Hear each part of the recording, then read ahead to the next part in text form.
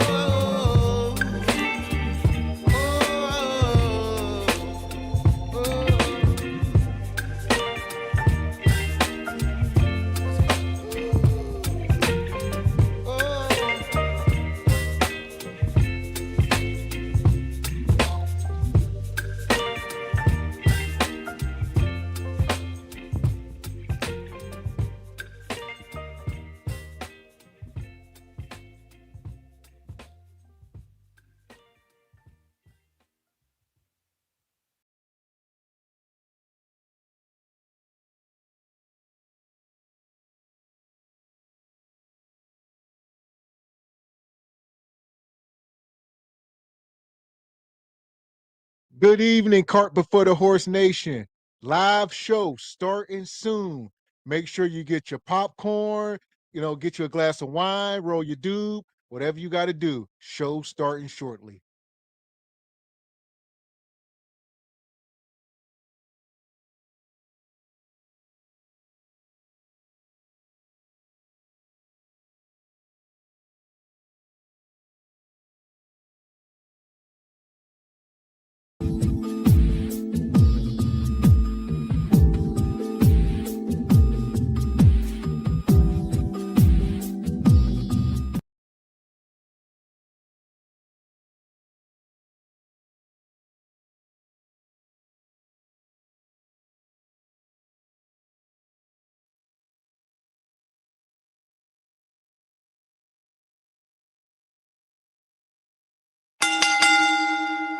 Let's get ready to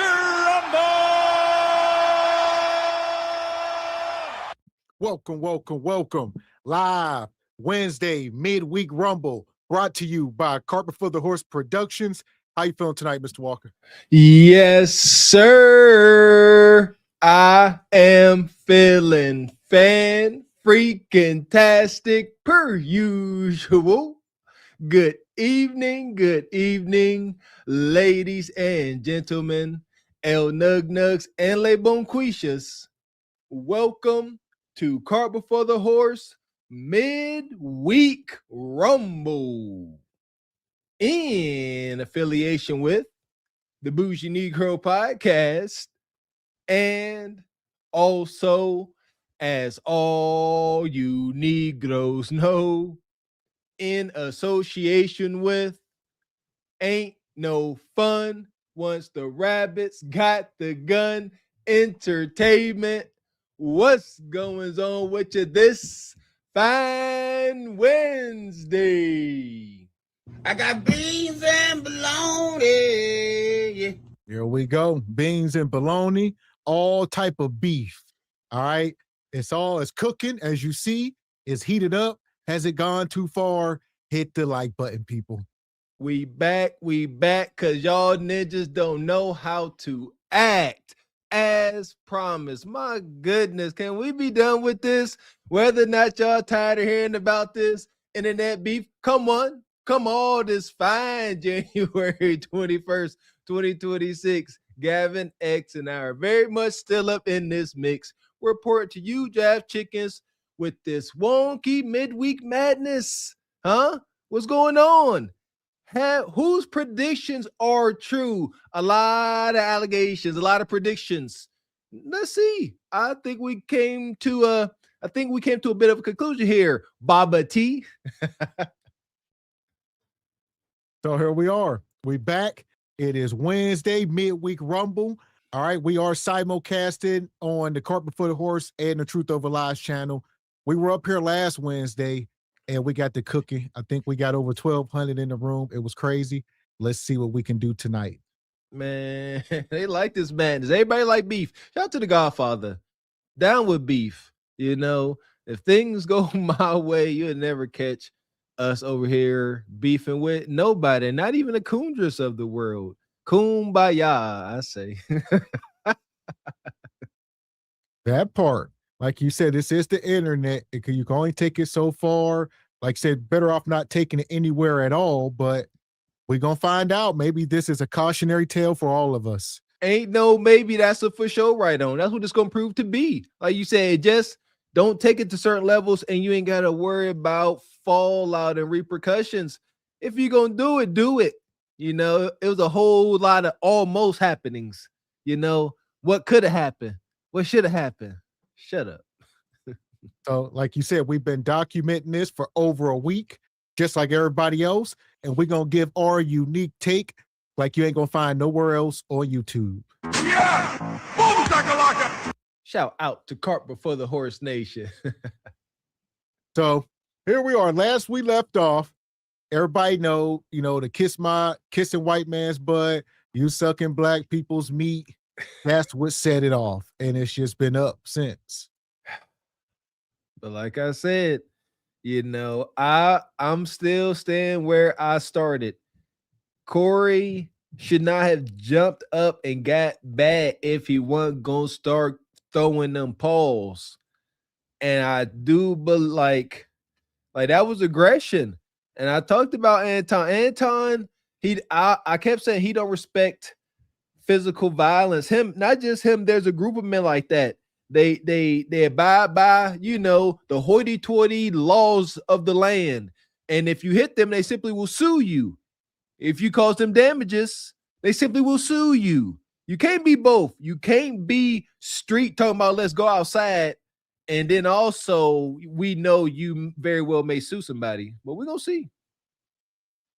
So here we are. Shout out to Olawa. She's been a member 2 months, says, got the merch, fellas. Thank you. You most welcome, sister. Thank you. And speaking of merch, we actually got some new merch coming. It may be up already. I have to check here, maybe by the end of the show. We got new merch coming for all the channels. All right, drop shipping, exclusive stuff. We're gonna get y'all in on it this week. Oh, finally happening. There we go. We know a lot of y'all's has some requests, and y'all just want access to the merch. Me and Mr. X over here with our little 2-man band. We need some help. Shout out to drop shipping. So here we are. That's that. And shout out to Mr. Pitts. He says, old school takes were not funny at all. He says he was calling cuz daughter a mud duck. Ish was not entertaining at all. Shaking my head. Who's old cuz? Corey? Yeah. I watched like 3 minutes of Corey last night, and there's a whole lot of explaining going on. I tuned out. I was there for 3 minutes. So here we are. We're gonna start where we at. Yeah. I don't know, talking about folks' children. That's why I say don't beef on the internet. It's no holds bar. Folks will it's gonna bleed out into other people, man. You can't tell. See, up on the internet, you can't come up here being anything and expect folks to have to talk about all aspects of your life, especially if you welcome them in. I agree with that. So it was a lot of welcoming in of stuff. And here we go. I'm pull it up. I'll pull the Corey side up first. Cringe. His response. Black people, do you claim black people? I'm a Christian first. I'm a Christian first. I'm a Christian first. I'm a Christian first. Black people, do you claim black people? I'm a Christian first. I'm a Christian first. I'm a Christian first. I'm a Christian first. Black people, do you claim black people?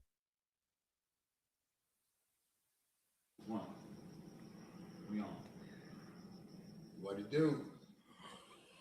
What it do? Let me tell y'all something right now. Hold on. Oh, hold on.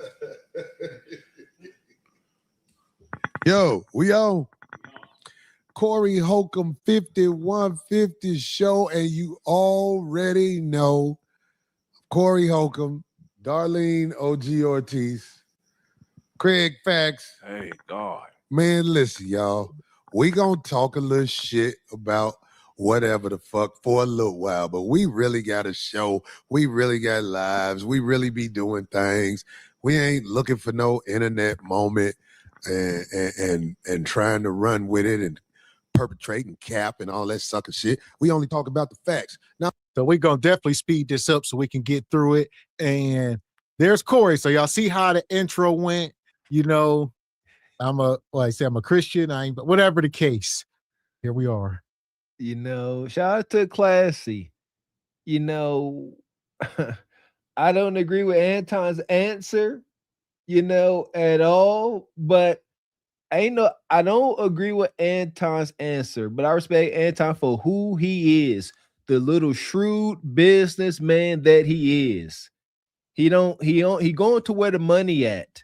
That's why I say you got to be careful how you deal with folks like that. But that's it. hold on. What video is ready? Do y'all got the one with dude talking about dick sucking on somebody else's show? Play that. Just play that.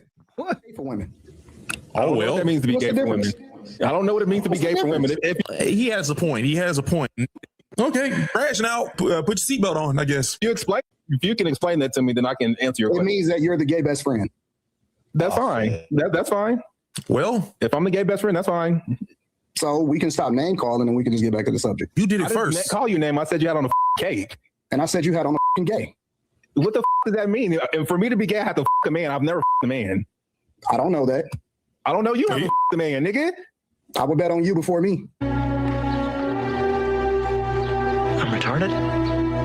That's fine. That's fine. You. All right. Anyway, I don't know if we saw the part where he did the same thing on somebody else's show with the dick sucker shit. Really? I don't know if we saw. He and then said you called me a name, and the dude didn't call him a name. And there we go. So, like you say, some of y'all, I don't know how y'all play. I've heard people up here since say, "Oh, that's just how we talk," or "That's just how people from Detroit talk," or whatever the case. I don't know nothing about inviting a man to your genitals or any of this stuff. I don't care if we online. I'm gonna show you the same respect up here. I'm gonna show you in real life. So, and I expect the same. Facts. Demand it, gosh dang it. And don't have a hard time getting it. Yeah, once you don't do it. It's just you don't do it without tucking your chin and putting your dukes up. You tell a man that he done crossed the fence and he done been intruded in his brown hind parts, or he doing the bending. It's not a light accusation. I keep telling y'all, in the Coliseum days, that was a way of deletion for a man to have his way with you in the middle of the Coliseum. If you did not look your maker in the face when he dealt the last blow, he could opt to do that to you. So there's no way this is remotely funny. Not at all. Don't be introducing folks to other folks' meets. I think this is a routine of that guy. Yeah. I think that I didn't do the research on that man to be prepared, or I wouldn't have even had him on because he was ass kissing on the phone. Yeah. Like dead ass. He got in touch with somebody, and somebody gave me his number, and he was talking like he had some sense. Right. And when he came on here, he ran his routine that he's run a few times on people. And that's cool. But sex playing a man. Can we just start out with that? There's cameras all over me. Have we missed a Tuesday, Darlene? No. Mm-mm. Even when the city was burning down, we was up in this. They had to tell us to get that. Yeah, real shit. Hey man, listen, man. We ain't missed a Tuesday. Do you know if you fight on YouTube, they give you at least a 30-day suspension? Right. His plan like being married almost worked. His plan almost worked. Now, because we ain't got all day for this sucker ass nigga. And there you go. Like you say, Corey was thinking, because it's not his first rodeo. He has had fights up on his show. He has, almost had his channel taken down. And YouTube has been stricter over the years since then. So with 25,000 people watching live, if they would have got the fight, and not only would YouTube had did something, but Anton would have sued him as well. So 5150, as we know it, was over. The moment he threw that punch, it was all over. So, and that's my point. Don't escalate it to that point. And Anton ain't no tough guy. He has no problem not being perceived as a tough guy. Corey Holcomb wants to be invited to the cookout. He appears to want to be perceived as a tough guy. He's the one that jumped up and got bad. See, that's why it's weird to me. It's like, you the one that jumped up talking about let's switch seats. And now you're talking about you don't want to fight. Don't get so close to fighting then. Am I tripping? Like, if he never got out his seat, there's no potential conflict of physical of a fight. He got up. Anton wasn't getting up. That ain't his game. He sat there, antagonized, and it worked. Wicked. And shout out to Divine Photos. Says, forget about being a real man or a real woman. People talk it out behind the scenes. Anytime you have convo online about real issues, it's disingenuous. They be putting on for the multitude, brother Divine. Yeah! Boom, shakalaka!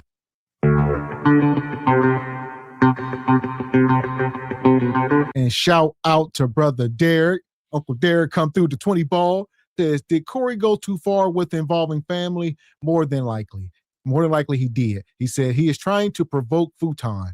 He is returning the disrespect 100-fold. He says painting Futon in the corner to respond with physicality. See, it's only cool if it works, Derek. Like, you got to be careful playing these games with shrewd folks like Anton. I'm telling you, man. So here we go. We're going to mine through it. Shout out to brother Derek. Yeah! Boom, shakalaka! And he come back and says, Futon. That is the ninja's new name from now on. Not Futon, not Anton, Futon. And Andrew Fain come through the 10 ball. We appreciate you, brother. He says, good evening, gentlemen, and SBC Nation. I've been a part of the replay game, but I am back in the mix. Shout out to good brother Andrew Fain, one of our day ones. Blessings, brother. Happy New Year. I know last time we talked, Ninja. Yeah! Boom, shakalaka! I appreciate that, brother. and classy perspective. Says, this is what I said on Truth Over Lies. Now the message, glad that Corey recognized the chess play. Maybe. See, what's classy, he put it into play. Anton has no play if Corey don't initially take the bait. See, that's how I'm sitting. I'm like, if I'm Corey, I'm mad because none of this happens if I don't take the daggone bait. So here we are. It's a lot. Hit the like button. Because he'd never be in my face again. Everything he say is for the net. You got away, you got away with that. But listen, it was some people talking about somebody ain't a real nigga or a street nigga. What is the definition of a street nigga? I really want to know. Does anybody know what a street nigga is? Yeah, man, it's a few. I mean, it's supposed to be a code of conduct in the streets. Like in Cali, the code of conduct is somebody call you out for a fair one. You're supposed to take the fair one. But that's bullshit, man. We got too much to lose, man. I man. know where Corey's coming from with that. You're right. It's like, this is where I clicked off. Say who's what? This is where I clicked off. Because you grew up in a neighborhood, or were you affiliated with it? Are you in again? I mean, what's the exact definition again? That's subjective, but yeah. Is it? Here's the thing. I think people interpret. Everybody interprets what we do differently. You know what I'm saying? Because who you are and what you represent, you stand on a lot of stuff. You say a lot of controversial stuff. So people who don't understand the intellectual capacity of your message, they equate it to something that they understand it at their level. So they think that when Corey is a fighter, he gonna fight whenever. It's like, nah, that ain't what this is about. This. You see me fighting? No, but that's how they process it. It's a damned if you do, damned if you don't thing all the time on the internet. That's how they process it. Like me, anytime I get angry, they say I'm being a tough guy or I'm trying to be hard, or they'll call me a bully. I am not no bully. I never bullied nobody. But if I raise my voice a little bit or get a little bit aggressive, they just take it in a way like that. I don't mean it. I don't mean to cut you off. No, you ain't cutting me off. Oh, there we go. It's too much here. Like you say, the moment Corey stood up, he put himself into that bag. But like you said, Anton provoked the hell out of him. You should have been ready. I think as we go through this show tonight, I think all the stuff Corey got tonight, I think even he said it himself, like he should have had all this prepared last week and he should have been ready for something to go sideways. He shouldn't have to wait this long and then start getting receipts or whatever the case. Exactly. And there we go. Now see how his two buddies up there sitting there talking about, you're danged if you do, danged if you don't. That's not true. Again, Corey initiated what appeared to be physical confrontation. He jumped up. He invaded another man's space. We physical now. He towered over top of him. You either ready to fight or you are bullying him.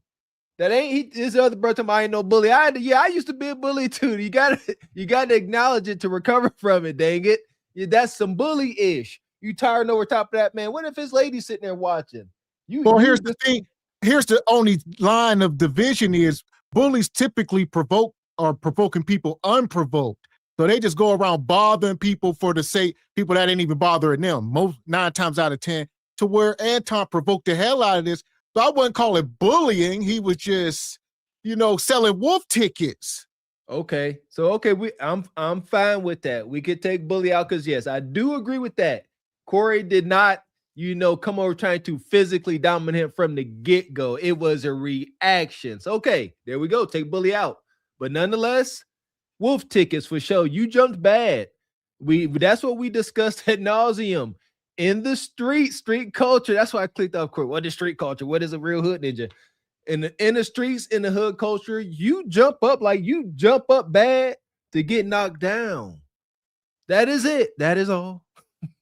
So yeah, it was a bad look, and it could be perceived as bully. I see what you're saying, but like you said, Anton wasn't sitting there just doing nothing or something, I mean, hell, I think Corey stood up and then like I said, Darlene said something to him and, all the airy spears. Like I said, this has happened on the set before where the dude got up and got an airy spear face and said, say it again. And he said it again and bop, bop, bop. And lawsuits happen. And, so he done been down the same road. He just should have never jumped up. I get it. Anton, I think we do got that solidified. Anton threw out an egregious insult that you can't look past. He invited you to another man's sausage, you know. And however, again, Corey could have controlled that. I'm all about desired outcome. Corey should have laughed that off, still stop the show, but say, hey, over here, we don't do that. Also, proper communication is so damn powerful. It could have went a totally different way, but it didn't. And then people can say, well, Corey provoked him. You said he kissed white man's butt. So it was a chain of events. Even before that, Anton was saying stuff to him. You know, he called Corey racist and said he didn't have the mental capacity. So it was one thing after the next, and it kept building up. All those things you just said, we can have a conversation about. I'm stressing that. And this is coming from what people used to say was a reform bully. You'd say, I kiss A. Okay, even white man's A. That's fine. We got that conversation. I can send him my square. I'm racist. I'm whatever. We had that conversation. But sucking meat, nope. I'm just trying to make sure, because I know what happened. Now, this is what the internet has done. The internet has created an AI video where different outcomes and different ways it happened was shown. They edited the truth. Hey, do we have what happened? Play that. Yeah, when you get ready, let me know. See, it's people who have edited the video to make the video look like he stood up to me and all. I was like, what is this? When I saw some of the edited videos, I was like, they cold with this AI, boy. I seen a video where I beat his ass. Oh, really? Yeah, that's wild. Oh yeah. By the way, futon. My homie said, don't call that nigga that. Call that nigga futon. Oh. Well, that's hilarious. Instead of saying his name. Oh, futon. Okay. Hey, futon. Thanks for not beating me up, man. Thank you. I call him the evil whining. Like that's ZZ whining. That's the only whining that can't sing. He beatboxing whining. Thanks for not beating me up, man. I really appreciate you, man. Hey, I thought I would have videos ready when the show started, but that's not what happened. Ain't nothing I could do. So can we just play the one you sent me, Abe, where we'll just take the time out to do this one, because I want people to have a copy of the video, how it really happened, and not the AI video that people are putting out there and making it seem like he showed man tendencies. This is bad that none of the videos are ready. I mean, like, I don't know what to do. I'm gonna go and hire a producer so we can have this stuff done from now on, because I can't do this like this, man. It's the videos. I don't know how to get the. That's another thing. It's that Kundra madness. So, Corey been getting away with this for a long time. Like I said, he got a nice set and they doing it, but like he just said, they don't got real producers. It's just the homies. And, now that he trying to pull up videos to react to and do different stuff, they like, and this is common. Like if you watch the show, they always having audio issues from time to time. And, Corey, like, we got to get a producer because we try to pull up videos to react to, and we look at this is live. Corey, you better call Cart Before the Horse, Corey. We'll come over. We can assist. What is this? Cart Before the Horse, intimidating to certain space. I'm going to start calling it out. Everybody get shout outs and talked about. We don't freaking exist. I don't hear anybody outside of Big Dog Theo Coop and Anna and Raquel. Nobody really shout us out. They're going to end it right there. But yeah, I want to see these videos Corey talk about. They made AI videos of different outcomes. I need to see that. Hush up, bro. Somebody know us.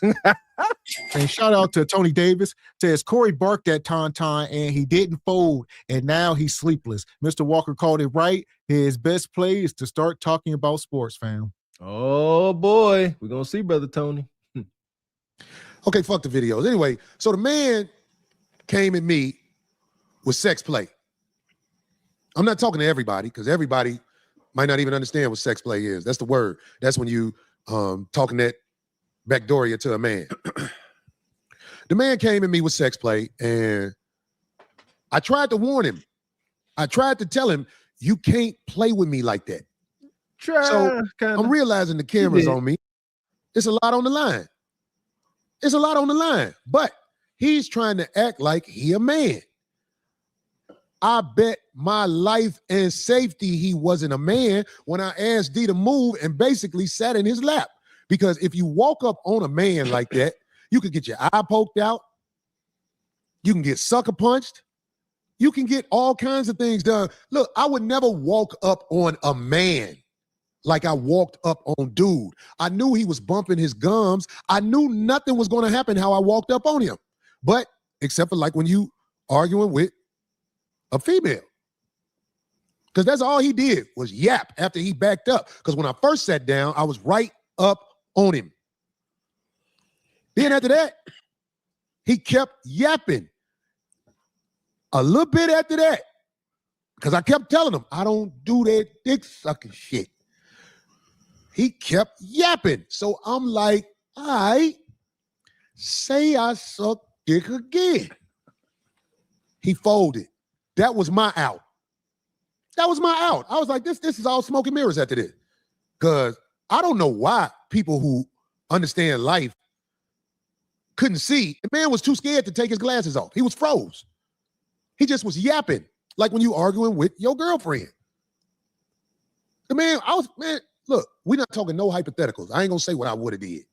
I heard the man said I was shaking. Okay, if I was shaking, I bet you didn't say that sex play to me again. So I ain't no tough guy. I ain't got time for that. I had a production in Vegas this week where I was on stage joking and singing. I'm the entertainer. But he has mastered a wickedly brilliant way to get people to clickbait what he's doing. And here we are. So shout out to Corey. I think on this one, Corey should have did more research. And like I said, he's admitted to all this on the show.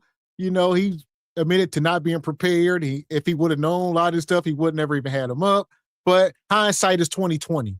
Plus, it's cautionary. Always be prepared if you're inviting guests on your show, especially somebody, you know, of large like that. You want to do your research and know who's coming up. And Corey just thought it was something it wasn't. And he met his match on that one. Because whenever you said something about him kissing white man's butt, if you had done your homework, you would know as a black man that has got to sting him because of the optics. That was a for sure right on dagger at his spirit. It's something that, you know, he's concerned about. So if you would have knew that was going to be a trigger, you would have known that he was going to send one right back. And we must acknowledge our opposition. We must acknowledge our foes' ability. That's your problem. Shout out to sports again. You don't sit there and say, oh, them ninjas is sorry. They can't beat us. No, you better play that sorry team like they're the Pittsburgh Steelers, man. So when Anton came there, you may think he is soft, little, shrewd, little sawed-off ninja. But look, he is manipulative, and it's worked. Come on, do your homework. And shout out to TJ. He says, I preload all my clips. It's not that hard. Well, that's the thing. Yeah, Corey ain't hands-on. So like Anton said last week, he showing up to this. I mean, he showed up 30 minutes late and all that. So he putting that was kind of a shot to his homies or whoever in the studio. Like, man, like y'all could be doing more. Y'all gonna make me hire somebody where y'all supposed to be doing this and showing your worth. Oh, right quick. Here we go with that. I want to be a ninja. I need to be invited to the cookout. We homeboys. Corey has nurtured that kind of energy in his circle. Everybody laid back, laxed. That's what you get. Yeah. So now here we are. Hopefully he can do something because the production is lackluster for the amount of people that be in the room. Come on, man. And it's a very dangerous way to live. It's a dangerous way to live because the things he did during this week, he really played himself because he has nothing else to do but talk crazy and act like he's doing this and act like he's doing that. Homie. Well, you know, thanks for not beating me up. That's all I got to say. Thanks for not beating me up, dude. All right. Yeah, I'm glad it didn't happen too because that 30-day ban, then the only place they would have been able to go hear about it really was at his, you know what I mean, on his page, really. Whatever would have happened, it would have happened if he was man enough to stick to his conviction of what he came here for. His conviction of what he came here for was to try and catch me off my square. And, you know, I'm gonna tell him and any advocate of him, and of course the people that root for what we're doing up here, I'm gonna tell you this. Why don't you think what he did worked? I mean, it's a few reasons. Why didn't it work? What he tried to do, why don't you think it worked? Craig, I would love to hear what you got to say about that. I think it Here's did the work. thing, right? First of all, because we're comedians, so we think abstract. So we don't hear words the same way everybody else hears words. We don't experience situations in the same way. So what he took advantage of initially was you were coming from an honest place. You were really trying to have an honest intellectual dialogue. They said I disrespected him when I said he was kissing white people ass, and he was exactly kissing white people ass. And to this day, he still has never said nothing about the contribution the Caucasian male has made to the downfall of this nation. Right. And he said, I'm not going into that. Right. He said it, and people forget about that. They forget that he never answered that question. Right. I'm sitting up here asking questions. This man coming at me with some dick sucking shit. Right. I'm glad that he didn't have the courage to say it when I stood on it. I'm glad. Yeah. I didn't have to call the lawyer in the morning and take that retainer over there. And I don't expect everybody to understand that. It's a lot of people ain't never had to give a lawyer $10,000 at one time. But that's what they start at if you really want a chance to be heard in the courtroom. Well, when he say he studied you, he knows this. Like, we comedians, we got egos as far as like we used to people sitting down and listening to what the fuck we got to say.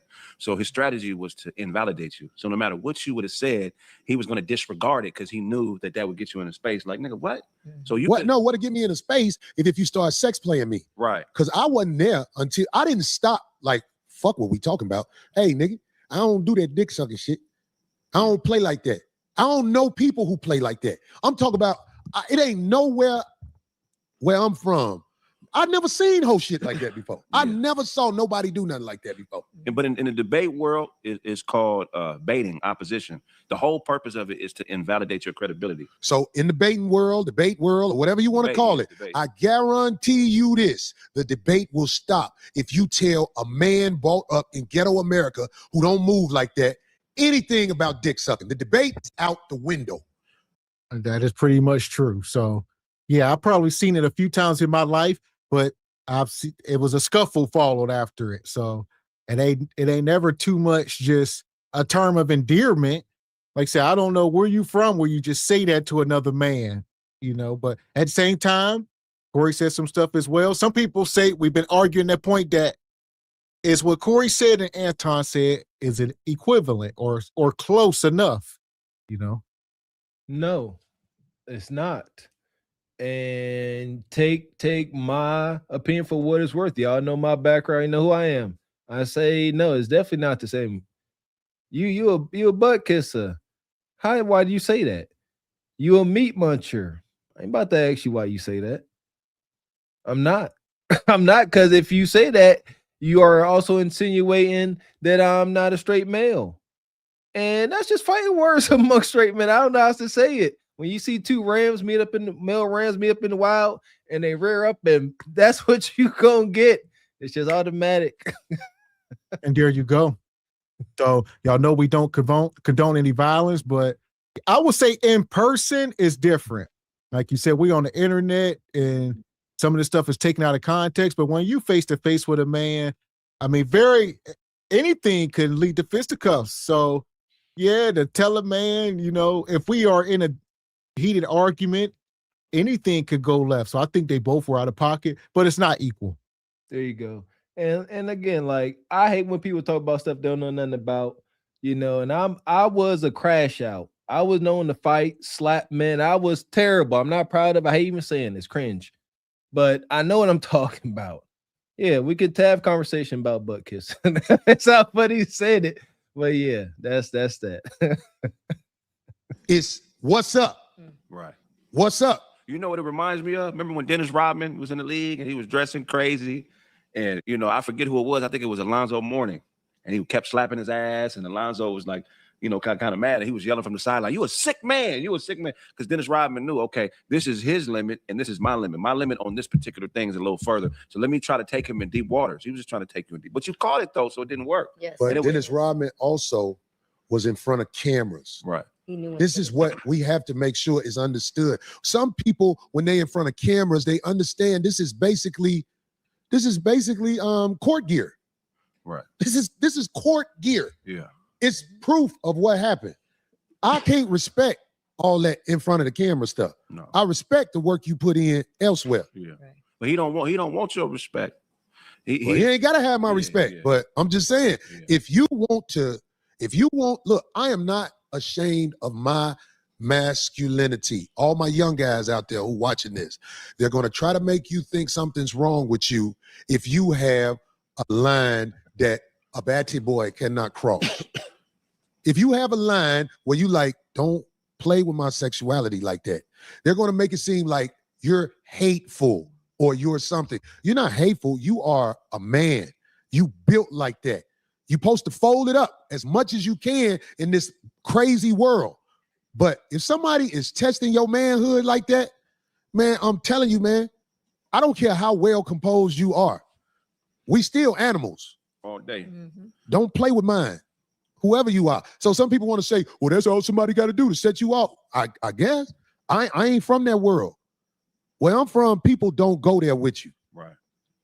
But yeah. And that's another thing. So it ain't like that ain't no way to test it. You just gotta remain stoic and be a man, but it ain't like you can go through a drill like this. It ain't a drill where you in a heated confrontation, a man tell you about sucking meat. All right, but you just got to go through life tests. Life gonna teach you about what's real and what's fake. You've been seen enough people like Anton to know what's real and what's fake. But like Corey said, we are animals, and in that moment, it's pretty rough to tell a man how to react. And he pulled himself back though, so he stood up. That was that animalistic side maybe coming out, and he had to dial it back. At least, it would pay to acknowledge, that, hey, I did want to jump on them, but then I realized you got, as a man, acknowledge all other steps. Don't skip anything. Let us know your clear thought process, because then we can understand where your mind is and how you really saw things. But shout out to Don Jeter. If Anton sued Corey, he going to spin the narrative as if he's smart and not a coward. That's why I said you can't win. You can't win. You beat Anton up, he gonna sue you. Now he's smart, not a coward. Anton mess around, beat you up. Now he the tough guy. He can beat his chest with his short self. It's a lose-lose. This was my point all along. Shout out to Don Jeter and Sister Olawa. Be careful engaging Don Jeter. He's a bully. Shout out to Frederick Howard come through. Gift to the membership. Appreciate you, brother. Appreciate you, brother Frederick. Had the whole place set up, man. I was like, okay. Another thing he depended on, which was air and logic, is called false equivalency. He understands how we was raised, the era we was raised in. He really did study. He understands, the type of environment we came from. So he knows that people are going to take whatever they see and equate it to something, because they're not going to have enough understanding of what's going on to make an appropriate decision. So he knows that there's going to be some false equivalency. People are going to think this happened and this didn't happen, and it's nothing. Anybody that's thinking, that has a logical mind, knows the play. They laugh at it. I can't give credit for shit. Yeah. Because I don't care what you studied. When I was in your grill, you did not say it. That's why I told D to move. I'm like, oh, I'm finna bust this motherfucker. He's real shit. This motherfucker think I'm joking. And I kept getting him out. So I don't care what somebody say. It's the glasses. When you wear glasses, people think you smart. But I think the people that think people that wear glasses are smart are the dumbest people in the world. They put a man on TV, Dr. Fauci. This man had on glasses. Everybody thought he knew what he was talking about, and they did what he said. He gone with the money and everything. But the motherfuckers like me who was looking at Dr. Fauci like, man, fuck that motherfucker. We always the ones who they treat us like we don't know what we doing. We know what we doing. You can't come to me with no script about you got to do this if you want to survive. When I've been surviving out here without doing what they say ever since I was probably in 5th grade, and I realized I ain't fucking with what these people talking about. About 5th, 6th grade, that's when I realized, oh, this all sucker shit. Yeah. So motherfuckers with glasses can fool you. I studied. You didn't study me, because when I got up on you, you failed the test. And you fail it every time if a man in your face. I know it. It was broken down in a lot of ways. Only thing I didn't like when people was like, if he woke up on me, I don't walk up on men. But if you're not a man, I'll walk up on you. So if you speaking up like somebody did something wrong, it's because you got inadequacies.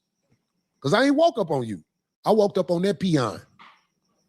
and will walk up on him again. But I know I'll never see him again face to face. I ain't gonna never see him. No. We asked why his plan didn't work. You know why his plan didn't work? And I've told y'all before. I'm a chosen soldier of God.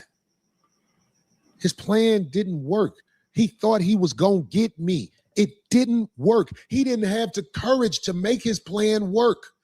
All he had to do when I was right there, say I sucked dick again. He didn't have the courage to follow through with his plan. I got bitches with more courage than him. I got a bitch who was talking to me crazy. Shut your bitch ass up, Corey. I was like, hey, don't say that. Shut your bitch. I said, say bitch ass again. She said, shut your bitch ass up, nigga.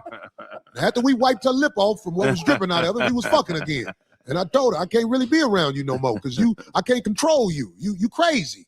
You really are who you say you are. That motherfucker, if you a man, you know he's not who he says he is. Now, somebody else got something to say about that cake ass nigga. Go ahead. No, shit, there we go. Okay, I want to talk about the situation with the brawl. All right, before you do, Corey, like you said, it's a lot here. Like I said, Corey got to come up here and defend himself because Anton didn't let it go. As we know last week, after the show, he still was going on. Let me be very clear. I want to be very, very clear. I want you to hear it from me directly. I would have beat the shit out of Corey.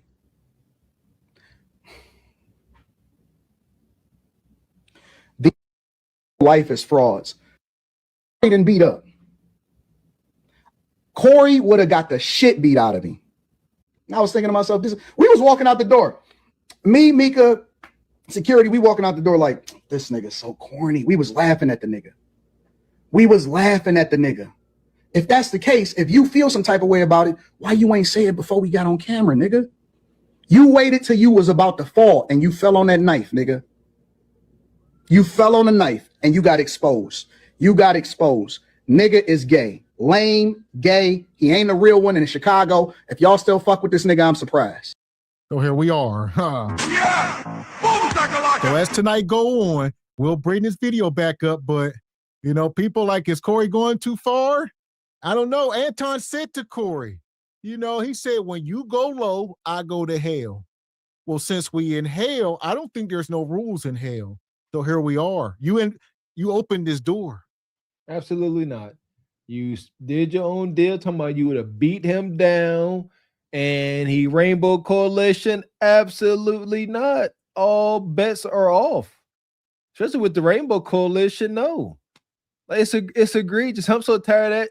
Shout out to the one wonky dude that was on Anton's panel. When you say a man is rainbow, that means he does sexual stuff to men. Do you not understand how egregious it is? Just ain't no way around it. So here we are. Shout out to brother Eric TV. He says, I'm not a tough guy, but I will fight. I ain't a killer, but don't push me. But there you go. Yeah, being a man, don't come down to being a thug or a tough guy. It's manhood. That's it. Like Corey said, we are animals deep down.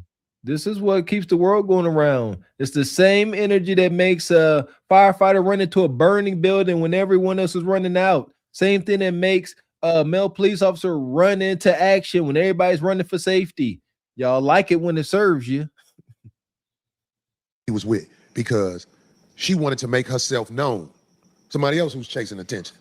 She wanted to make herself known. When I said, get your ass and your bitch up out of here, I didn't say no names because I didn't even know who that was. I was stabbing at that nigga. If you really smart, you know that. You with the brawl, get your bitch up out of here. I'm stabbing at the nigga. I'm trying to bring some courage out that nigga and make him stop doing all that talking. So, the brawl who was with him, what's her name? Don't know her name, but we got the video. Play the video if you got it. Can you play the video? Yep. Let's make her famous. How long? Now, 2 weeks ago, I was told that I was going to go on the 5150 show. And I was excited. All right. I was excited about going on the 5150 show. Now, it's Tuesday. I got on a plane to go from DC to LA. I got to the 5150 studios at about 8 p.m. Pacific time. I met Corey Holcomb. I was introduced to him. He shook my hand. Then about, I want to say 5 minutes before the actual show started, I was told I can't go on the show. I said, okay, cool. Then I was told that I could sit on the set, but I have to sit off camera. I said, okay. Now, the worst thing you can do is open your mouth around me. I'm going to be able to cipher who you are. Young lady, as soon as you ride on the lot, it's cameras. As soon as you ride on the lot, it's cameras. I'm gonna put you on the spot right now, D. Okay. I'm gonna put you on the spot. You saw them get out the car, right? Yeah, it was in my car still. What did you observe when they got out the car about their energy together? It was interesting for sure because, to me, if you're walking up on somebody new, you freely introduce the whole crew. Right.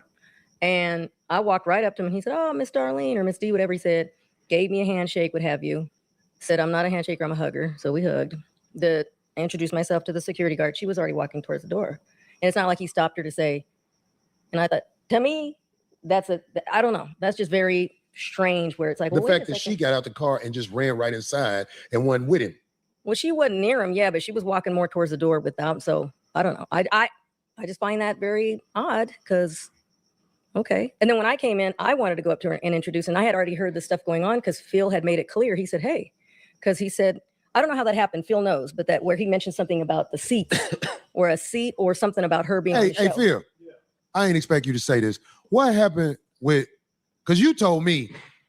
He made it. You told me when I walked in the door and I was looking like, this pussy motherfucker might not be on the show. He didn't ask. You said, what happened with him? He said something about her being on the show. And I said, did you talk to Corey about that?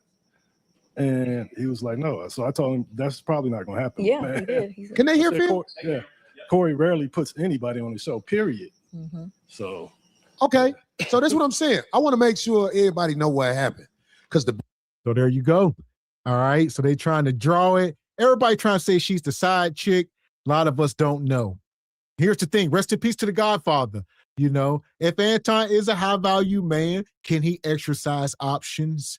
What do he say? No outside babies. Don't bring home no, diseases. Don't embarrass the wife. Now that's the key last part. Who's to determine if his wife is embarrassed? If she said that she isn't, right? So people say, well, she capping. We don't know. She said they cool. She ain't embarrassed. So is this par for the course? Here's the thing. Also, you don't boo-boo where you rest at. I'd imagine, you wouldn't be hunching on business associates. And what else? Also, don't take away time and resources from your woman. And it appears he's doing all that. My point is, Anton ain't built like that to move that way without repercussions. So if he is, it will prove to be extremely detrimental soon enough. Hopefully he don't think he's him. He ain't got enough juice. Absolutely the heck not. But yeah, that is one of Kev's talking points. Kev says, once you're a successful man, surround yourself with other beautiful women. That was the toxic side of Kev. He's talking about maintaining leverage, keep your woman on her toes. There's other ways to keep your lady on her toes. You ain't got to bring other women around, but, Kev did talk about that. And shout out to Classy.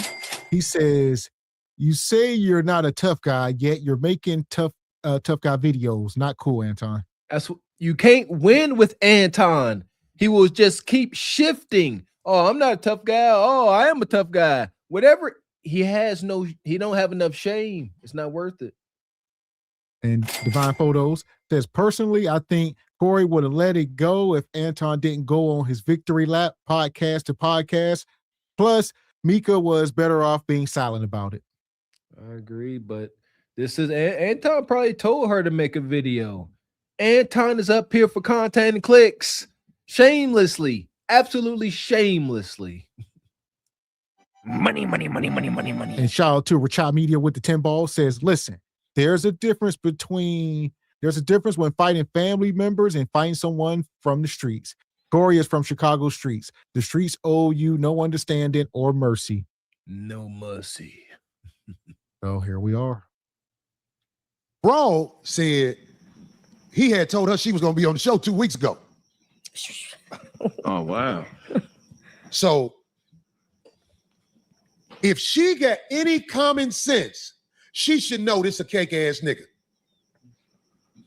If she got any common sense, she should know, oh, you a fuck boy. You told me I was plugged to be on the show. Because I believe he told her that. I believe he thought he had bargaining chips with a nigga. He didn't have no bargaining chips. No, she can't come on the show. I don't know nothing about that. Just like he faked, like when he was on the phone. I told you, I come to do your podcast in person and woo, but right after the show, he on there with Gucci and Yuck them on the phone. Some Zoom shit. No, you mean where he said he doesn't really go on other people's shows. Right. Physically, not He said he's got to come. But he right on the show with what? I didn't even know that. Yeah, he was on the show with Yuck and Gooch, and I forgot the other brother name. But you know, guys who be up here at the Coin Academy. I'm like, I thought he said he didn't do that. Yeah. But back on the Broad. So it was really sitting in my head. I'm like, oh, this is bitch. Because I know how that shit go. Except, what was that clip we played in the beginning of the show? Yeah. Play it again.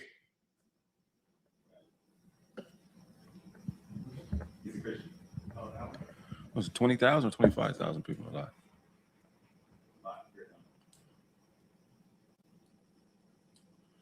Come on, Corey.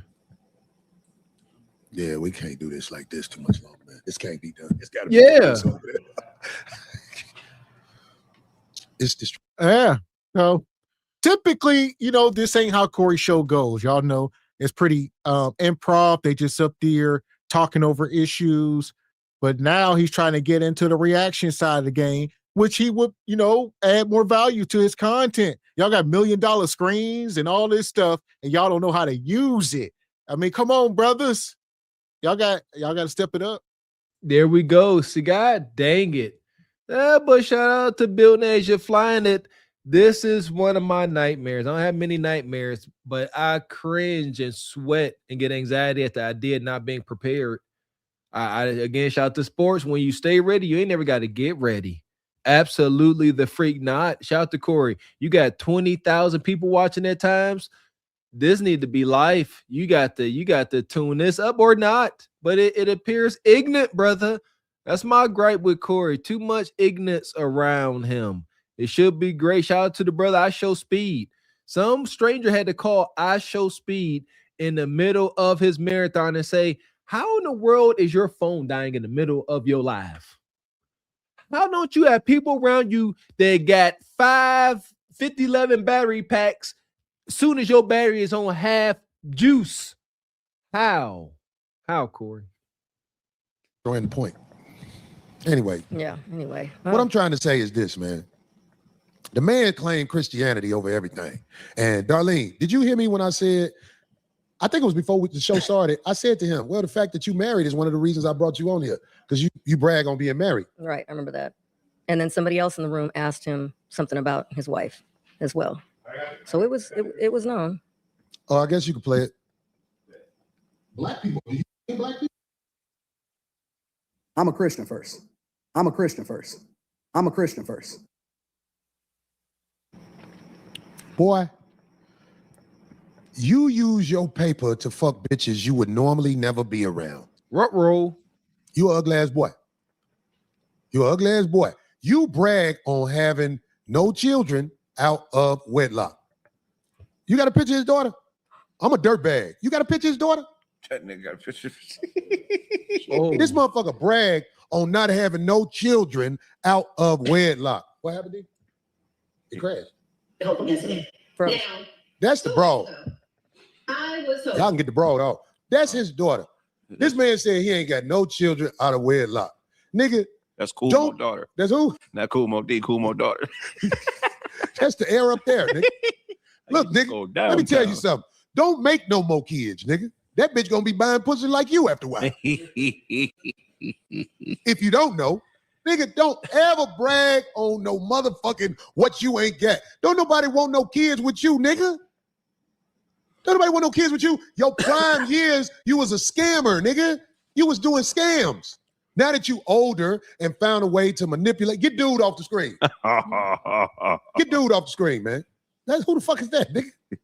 This motherfucker cat. I'm the captain now. Look at it. Hey, look. Let me tell you something. Don't make no more daughters, dog. You got to make it where your shit come out with a boy so he can make excuses for him. But you ain't got no kids out of wedlock because ain't no bitches fucking with you.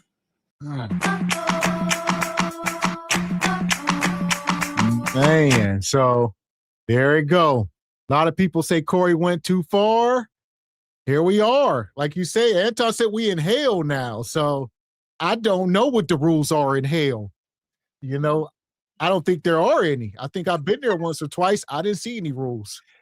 Yeah, there ain't no posted signs of rules of engagement. Pretty much eat or be eaten, you know, live or die. Listen here. Who's sweet Jesus in the morning time? We love the babies. No, I see what you said, Don Jeter. You know, but here's the thing. If the shoe don't fit, you know, if the glove don't fit, then you must have quit. Shout out to OJ. You know, we may have had unhinged content creator up here try to talk indirectly bad about me and Mr. X Kids. And I thought about it. I said, you know what? My babies look like something out of a daggone magazine. So it really don't matter to me. What I'm saying is, if you're going to come up here and be in caddies, messy, and all of the things like Anton specifically, how he is, you might want to make sure every aspect of your life is bulletproof. So an individual like Anton, I want to say this is warranted because shoot, my goodness, he brings this energy. But let's see how it plays out now. So there we go. Yeah, like you say, women and children has always been supposed to be out of things, but like you said, we've been here all week, and this is where we was at the other day. Let me be very clear. I want to be very, very clear. I want you to hear it from me directly. I would have beat the shit out of Corey. Jeez. Shock value. The life is frauds. He didn't beat up. Corey would have got the shit beat out of me. Shock value. I was thinking to myself, we was walking out the door. Me, Mika, security, we walking out the door like, this nigga's so corny. We was laughing at the nigga. If that's the case, if you feel some type of way about it, why you ain't say it before we got on camera, nigga? You waited till you was about to fall and you fell on that knife, nigga. You fell on the knife and you got exposed. Nigga is gay. Lame, gay. He ain't a real one. And here we are. Like you said, when you start crossing, when you start taking this content and taking it into the streets, this is what Anton is doing. Indirectly, whether he knows it or not. All right, you got to be more careful. And they say he was, calling out some of the rappers and some of the West Coast rappers and whatnot, different people. And yeah, now you done brought the street element into it. And I know a lot of people say women and children are out of it. I don't know. I don't think that's necessarily true all the time. I don't think there's any rules in the streets. Don't trust no ninja. They buy women and children off bars. Don't believe nobody out in the streets. They're going to do whatever they got to do. Absolutely.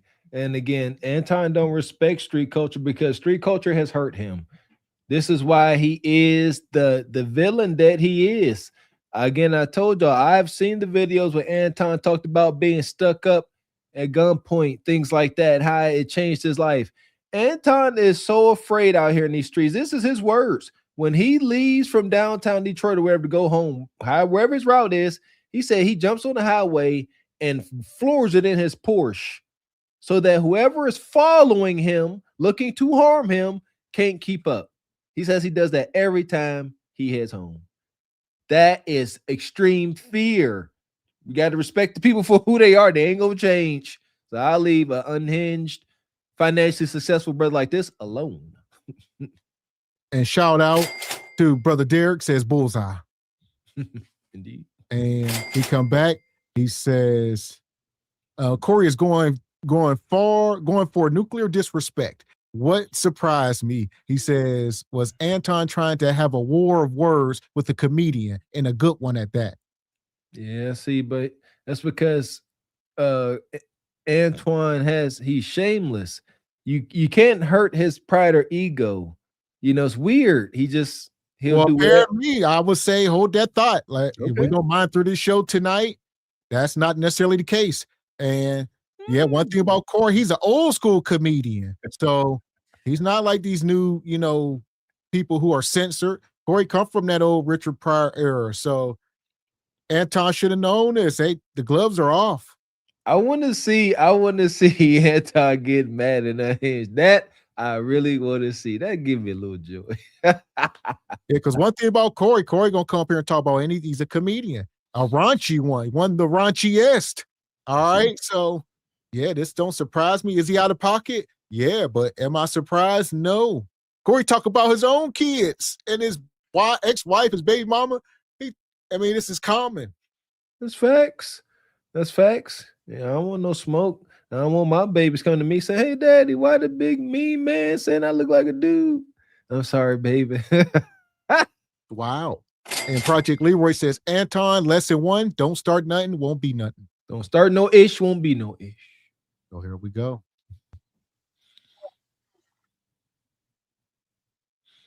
There's no sound. Oh.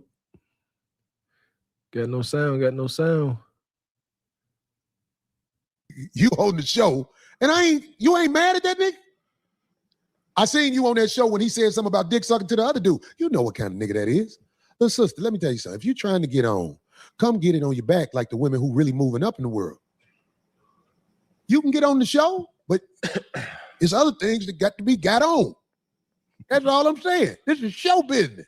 You got to do what you got to do. You doing it, it's just you doing with a lane.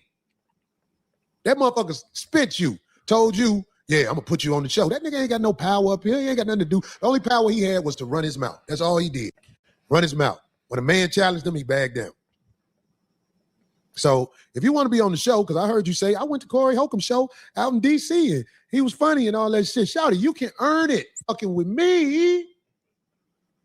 You ain't gonna make no baby that look like that. You a little short girl though. You gonna give me a little swole little runt, nigga. But I hit bitches like that. Dude hit bitches like that because he flat out bought her. I'ma indirectly buy you. Everybody who I buy hate me later because they be like, he ain't really give me shit. Don't be lying talking about you came out here to do the show. You came out here to kick it with that big old ham sandwich because you know that motherfucker gonna trick off real good with you. The show, you probably was disappointed because you ain't get on the show. That's because I didn't know you and you was with dude. You see where the show at? Meet me outside one day and say, Corey, I'm trying to earn something. We good. You got the clip with his wife? Yeah, you got the wife. Play the clip with that mark ass nigga wife. By the way, if I get under your skin, you know where I'm at, homie. You know where I'm at. The clip with his wife. This is the funniest shit. Oh, wow. Times it can be hard and sad and difficult because Anton has a lot of different personalities. And so you have to be a certain type of woman to deal with. Anton is very emotional. He doesn't communicate effectively. I don't think that he has killed anybody before. I think he's capable of it. I've seen him angry before. He's just like a totally different person when he's angry. He blacks out. What? All right. Now, she look like she'll be like, fuck it, I'll be with this little fat nigga. Baby, you ain't got to be worried about that nigga temper tantrums and all that shit like that. Come fuck with a real nigga. If y'all in Detroit, it's real niggas in Detroit. God damn it. They could come pick you up at his house. He ain't gonna do shit. You with a mark ass nigga who's stressing you out. Cause you saw it. I know you saw it, ma'am. When I said to your husband, I'm gonna do it in slow motion a little bit. Say I struck dick again. That nigga let your whole family down and bitched out. Y'all done. You will never live that moment down where he got punked in front of the nation. You think you supposed to fix it because you married to him. Look, I ain't gonna lie. I can't put you out front with my top 5 bitches, but I'll find you a slot just because you his wife. Come. And here we go. Here we are. Brother Corey, this is what he does best. Comedy. You know, like I said, stuff with the kid, people say went too far. He definitely crossed the gun line, but this is his comedy. This is what he do, you know, but he trying to mix it in, you know, sort of trying to wash his hands of the fact that he didn't get disrespected. Two things is true. Like you said, y'all both took an L, Corey. So Corey doing his victory lap now, and it's not really a victory for him either. So y'all both just was a bad display for black men like that. It just was. My goodness. Anton, get your woman in check. I am utterly surprised that Anton would allow his wife to come up here and unprotect his head like that. Mr. Stoic, Mr. My wife only ever been with me.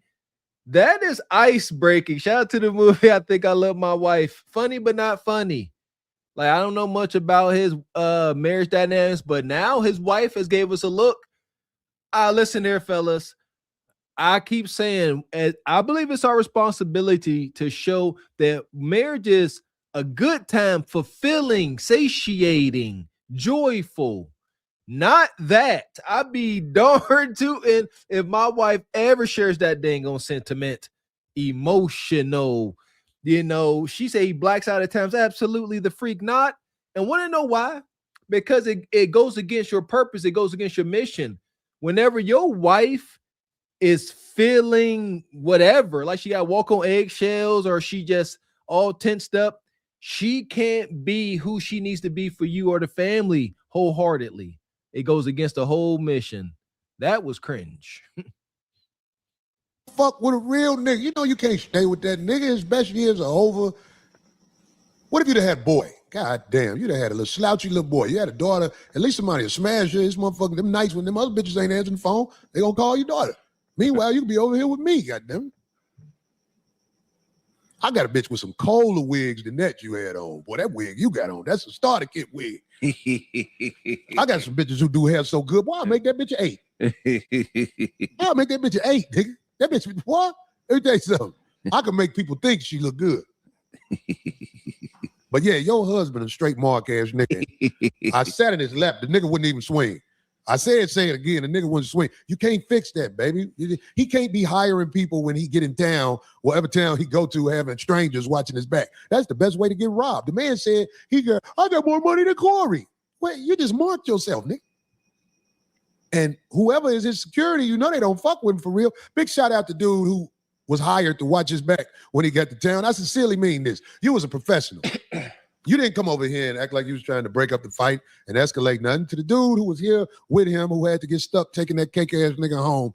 Hey man, I know that money is hard, man. You gotta get that paper. But you did a good job, man. You did a good. I'm glad you didn't try to interrupt with it. But back on this nigga and his family. The pain lives on, Ton. Full time. The pain lives on. I'm seeing what you was working with before you had money. It makes sense.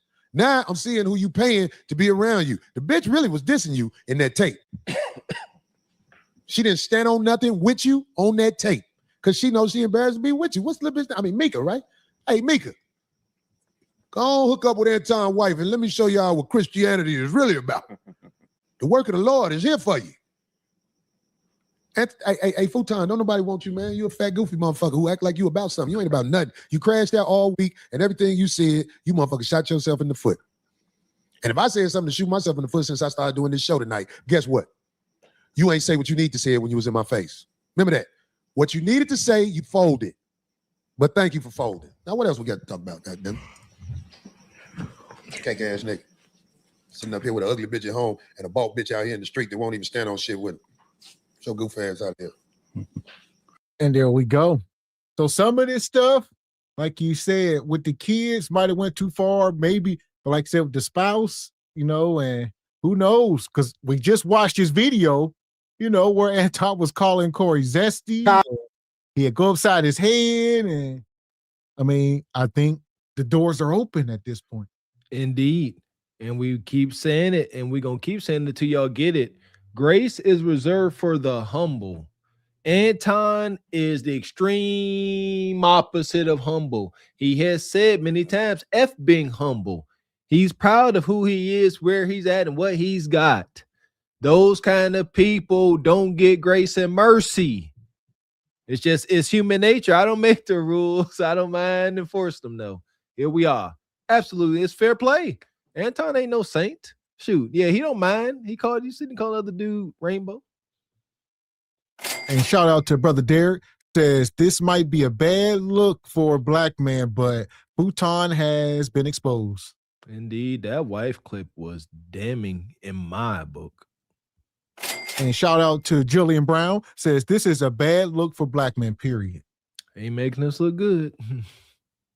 I go, if y'all still fuck with this nigga, I'm surprised. I'm surprised, bro. I am very, very, very, very, very surprised. I'm amazed. I am amazed. Corny, corny, corny. This nigga can't never say nothing no more. Never say nothing no more. Nothing at all. I'm looking at the Los Angeles landscape and we feeling good about tonight.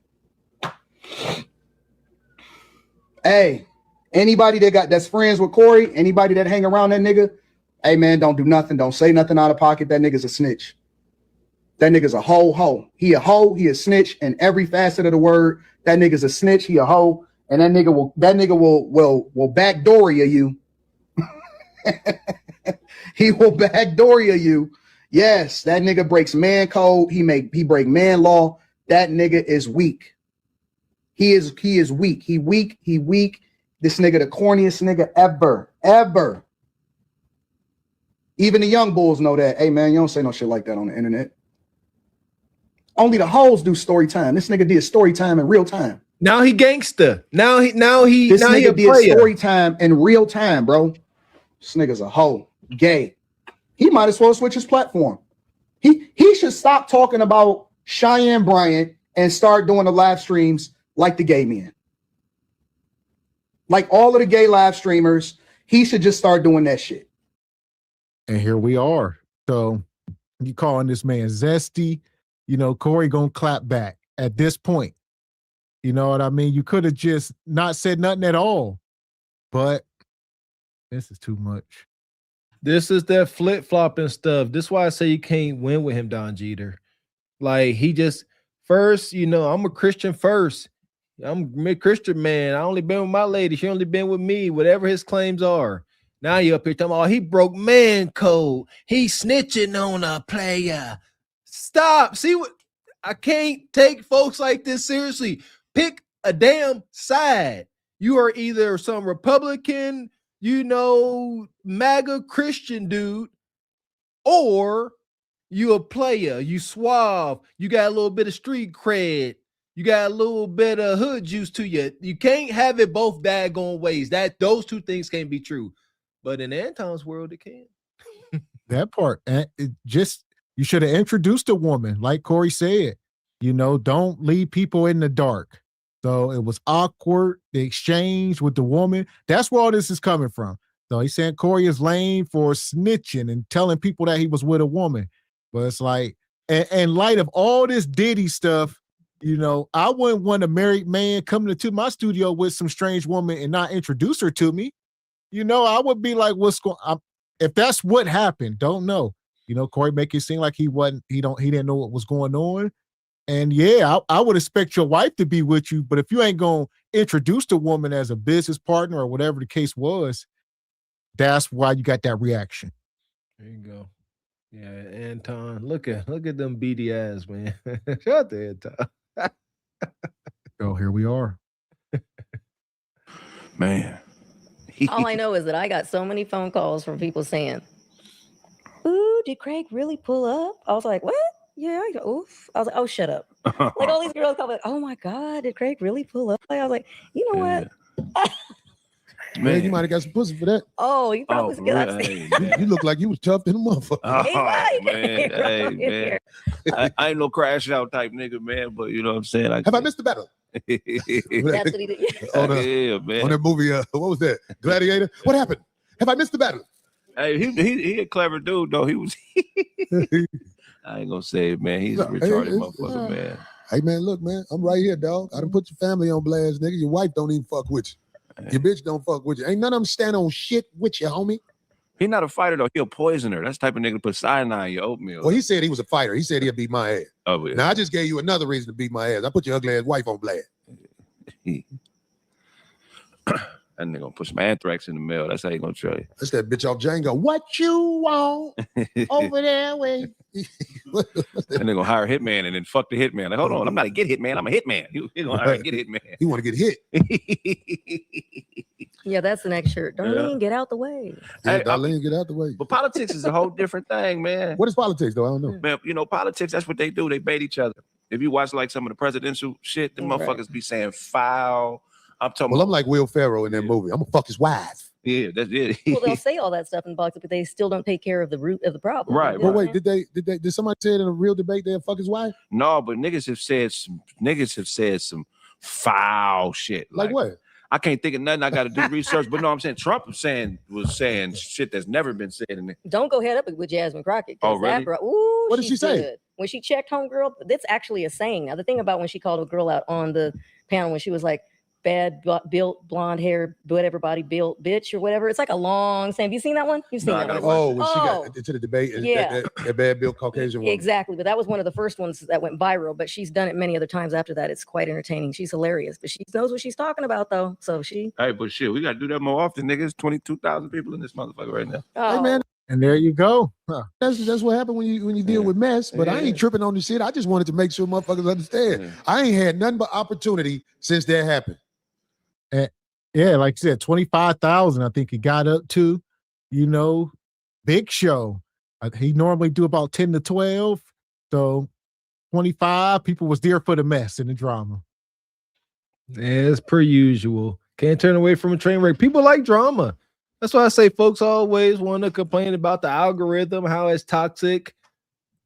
The internet, AI, the algorithm shows us what we want to see. Folks like mayhem and madness and chaos. It is what it is.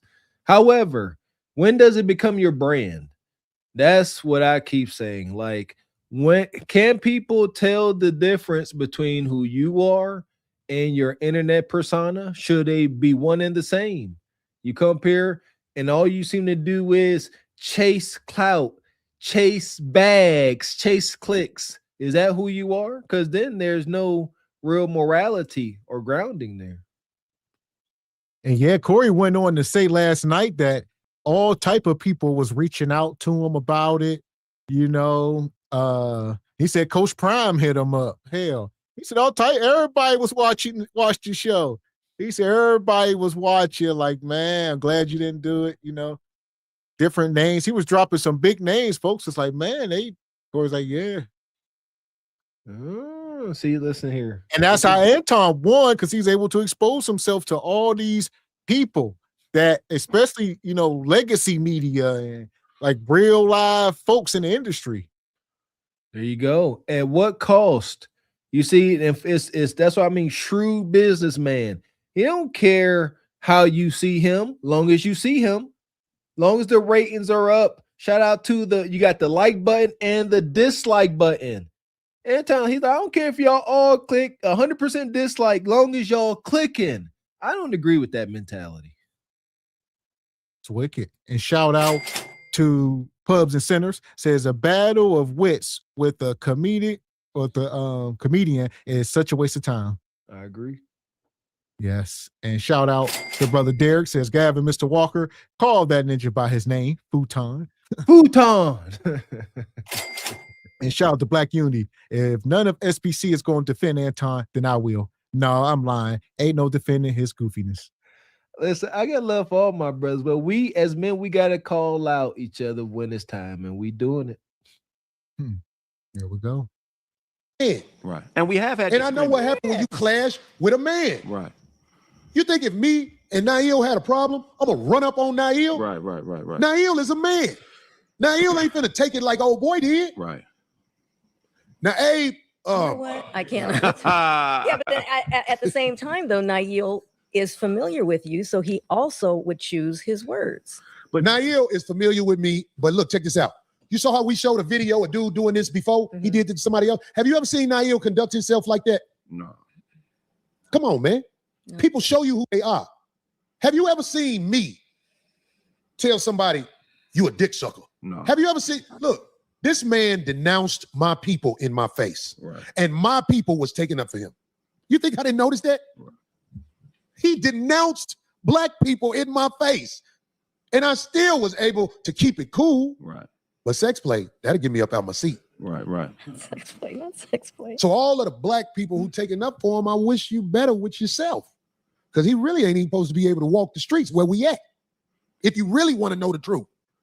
But I ain't worried about that. I ain't sending nobody his way or nothing. I'm just saying, because he sent people his way himself. Yeah. Up here talking about, I was up on your shit. Man, I ain't never said this before in my life. He was bragging about being up here. Right. I never said this before, but I'm going to say this for the first time. Because I moved out here in 2000. I've been here 25 years. First 30 years, I was in Chicago. But I've been here 25 years. I think I earned the right to say this. He talking about how he ran up on this LA, homie. You think you got a pass to come back here after saying that? Homie, I know these boys out here. These boys out here operate in chaos. It ain't supposed to make sense. That's how they do it out here. I found that out when I moved out here. Because I was like, well, why they... And this one dude, when I did this movie, I forgot his name. I think his name was Big Slice. OG nigga from out here, ain't no joke. He was explaining it to me. He said, that's how we do it out here. We operate in chaos. Man. Chaos. So I'm just telling you, you think you got me, homie. You did more than me. This building was built off the backs of brothers who got it in the streets of LA. And you came up here disrespecting and bragging on it. If you knew who walked through these doors and went up them stairs to smoke with the people who founded this place, you wouldn't have did that. But I'll let the streets show you. You can't perpetrate like you tough on the video and not get them motherfuckers gonna come see what you about, homie. I know they are. I don't know nothing about it. I just know these niggas out here done some shit where I'm like, well, and they be like, that's how we do it. It's chaos. Slow down. So good luck to you, Lane. Good luck to you, Lane. Somebody say, Corey, your blood now. You are. They say I look like a blood tugboat captain. Yeah. That's actually flyer than the other person that said you look like a music soul child. Oh, shit. I can see out my eyes. So here we are. Like you say, slow down, Corey. I mean, just be careful. This should not have to resort to violence. But like he said, when you get out to LA, nothing makes sense. All right, rest in peace to Nipsey Hussle. Rest in peace to so many other folks of senseless stuff. So somebody need to de-escalate things. I don't agree. There you go. I don't agree with this. Two men having a disagreement over theoretical meat munching, and now I got to spill out into the gangs of LA? Absolutely not. Shout out to the Boondocks. A ninja moment. Huh? Shout out to the creators of the Boondocks, man. Ninjas moments happening every day, even amongst the rich and affluent. Quite pathetic. So here we go. They try to come up with child support, all this stuff. They try to come up with obstacles to stop the players from doing what we're going to do, and it's our right to do it. God. How you mad at me because I'm fucking bitches? I'm talking to niggas and bitches. How you mad at me because I'm fucking bitches? Some motherfuckers say, oh, you only fuck with bitches you pay. Nigga, I didn't pay your mama. Oh my God. We've been doing it wrong though, Corey. What? This real shit though. Yeah. Even though motherfuckers can jump to conclusions about whatever, this is my real life, homie. This is my real life. Yeah. Nigga, if you put me in a church, within a month, I'd have knocked down about 5 of the bitches just praising God. You just gotta wait for them to tell their testimony. That's how you know how to get them. You used to be hooked on what? Oh, okay, I know. What's the girl name again? Kiki or something? Who? The broad who was with dude. Oh, the chick. Shit, Abe said it. I don't know how to say it. Man. Oh, Mika. I'm sorry. Mika, I'm talking this shit, but I saw you talk. Mika. I know you know what's up. The way you left out of here and you wasn't saying nothing, I know you know what's up. Work the lane. You ain't got to stop fucking with the lane. But what I'm saying to you is this. If you're looking for a real lick in life, I'm talking about some knowledge on who to be for real, not that fake shit. Come put in work with a real nigga. Don't talk around it. And don't be shy about looking for this knowledge because I seen it in your eye. You want this knowledge. Come get it. I didn't look at you because I knew you was with the little lane. Get your hustle on the butt ball, nigga. But what I'm saying, I'm saying it out, and the reason I'm saying this, because the nigga played himself like a bitch in front of me and you. He let a nigga run up on him in front of you. In front of you. You can never fix that. You waiting to say it. Say it and get it over with. Tell that nigga. That's why Corey was gonna beat your ass if you would have said that shit, nigga. Tell him so we can begin what we trying to do. I'm not saying I'm crazy about you. I'm just saying I know you are looking for some knowledge I can give you. And even after we ain't together no more, you will always be free mentally. Come get this knowledge from a real nigga. God damn it. Now you got to lay down. You got to lay down. But I ain't going to take up a lot of your time. I can meet you. Say you live in D.C. I got bitches in D.C. I'll go see you before I go see them so you get the best of me. Don't be scared to stand on it. Come get it, girl. I'm here for you. God damn it. I know you work that ham sandwich. God damn it. Shit, I'm going to have you get some for me. Because he, like he said, he got money. I don't. Yeah. I ain't got no money, dude. But if you got money and you fucking with me, guess what that means? I got money too, nigga. Oh my God. Did you see what she said? And Miss Daniels, listen. God damn it. I know what I said might not sit well because I talked about the offspring you had with that thing. I know you can make a better looking baby than that. I'm willing to show you, goddammit. I will take vitamins to make sure I shoot to the spot where the cute baby at in the back of you. Y'all come see me and leave that little runt alone. I'm the man. You won't be crashing out on the internet, Miss Daniels talking about, I don't know what about him. And I'm going to hook your wig up and I'm going to knock it down with that other hair. This is 5150, homie. This ain't that nonsense. It's real life. Even though people would say I'm joking, you know it's real. You don't have to be suffered with no little bitty man walking up to multiple men talking about dick sucking. That's a sissy. That's a sissy. I'm telling you. Man.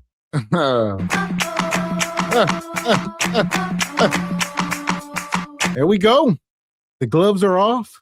All right, so that was Corey response. It's been 7 whole days. Anton has pretty much been responding at least 4 or 5 out of them 7 days. He done gave a response.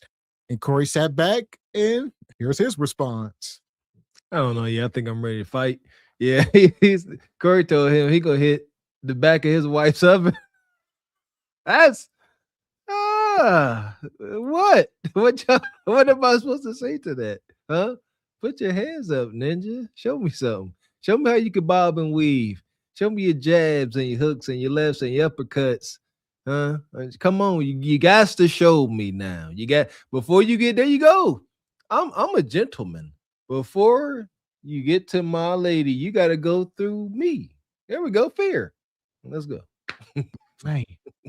And shout out to Project Leroy. He says, Mr. Walker, he says, Futon said he was a Christian man, not a black man, not our battle. This L is for the Christians and for the lames trying to be tough guys. Fair enough, Project Leroy. Fair enough, brother. And shout out to Pubs and Centers. There's NGL. Corey been doing same joke routine for 30 years. So here we are. That was Corey's response. Like we said, Anton was up here. Start talking about love and hip hop. Housewives of Potomac, Love is Blind. That nigga should just focus on that shit, bro. Real talk. Real talk. That nigga should just focus on the same subjects that all of these other people doing, bro. I'm not impressed, dog. These niggas is, you know how they say don't meet your heroes? A nigga was never a hero, but do you know how they say that? They all frauds, bro. Rappers, comedians, athletes. These niggas is they not what y'all say they are in real life. I seen it. I see it with my own eyes. I go city to city, state to state. I kicked it with people in real life, and I look them in their eye, and I'm telling you that these niggas is frauds, bro. These niggas is frauds. These niggas is weak. And don't say why I ain't say it, nigga. I said it. I said everything I said right there to him in real life. Nigga tried to tell what was already known. I announced to the whole world. I told niggas that Mika was coming with me out here. And the nigga thought that he thought that he had one.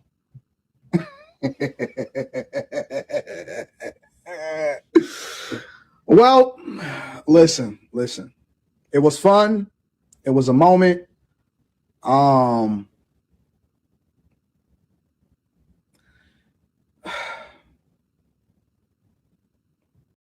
Let me be very clear. I want to be very, very clear. I want you to hear it from me directly. I would have beat the shit out of Corey. The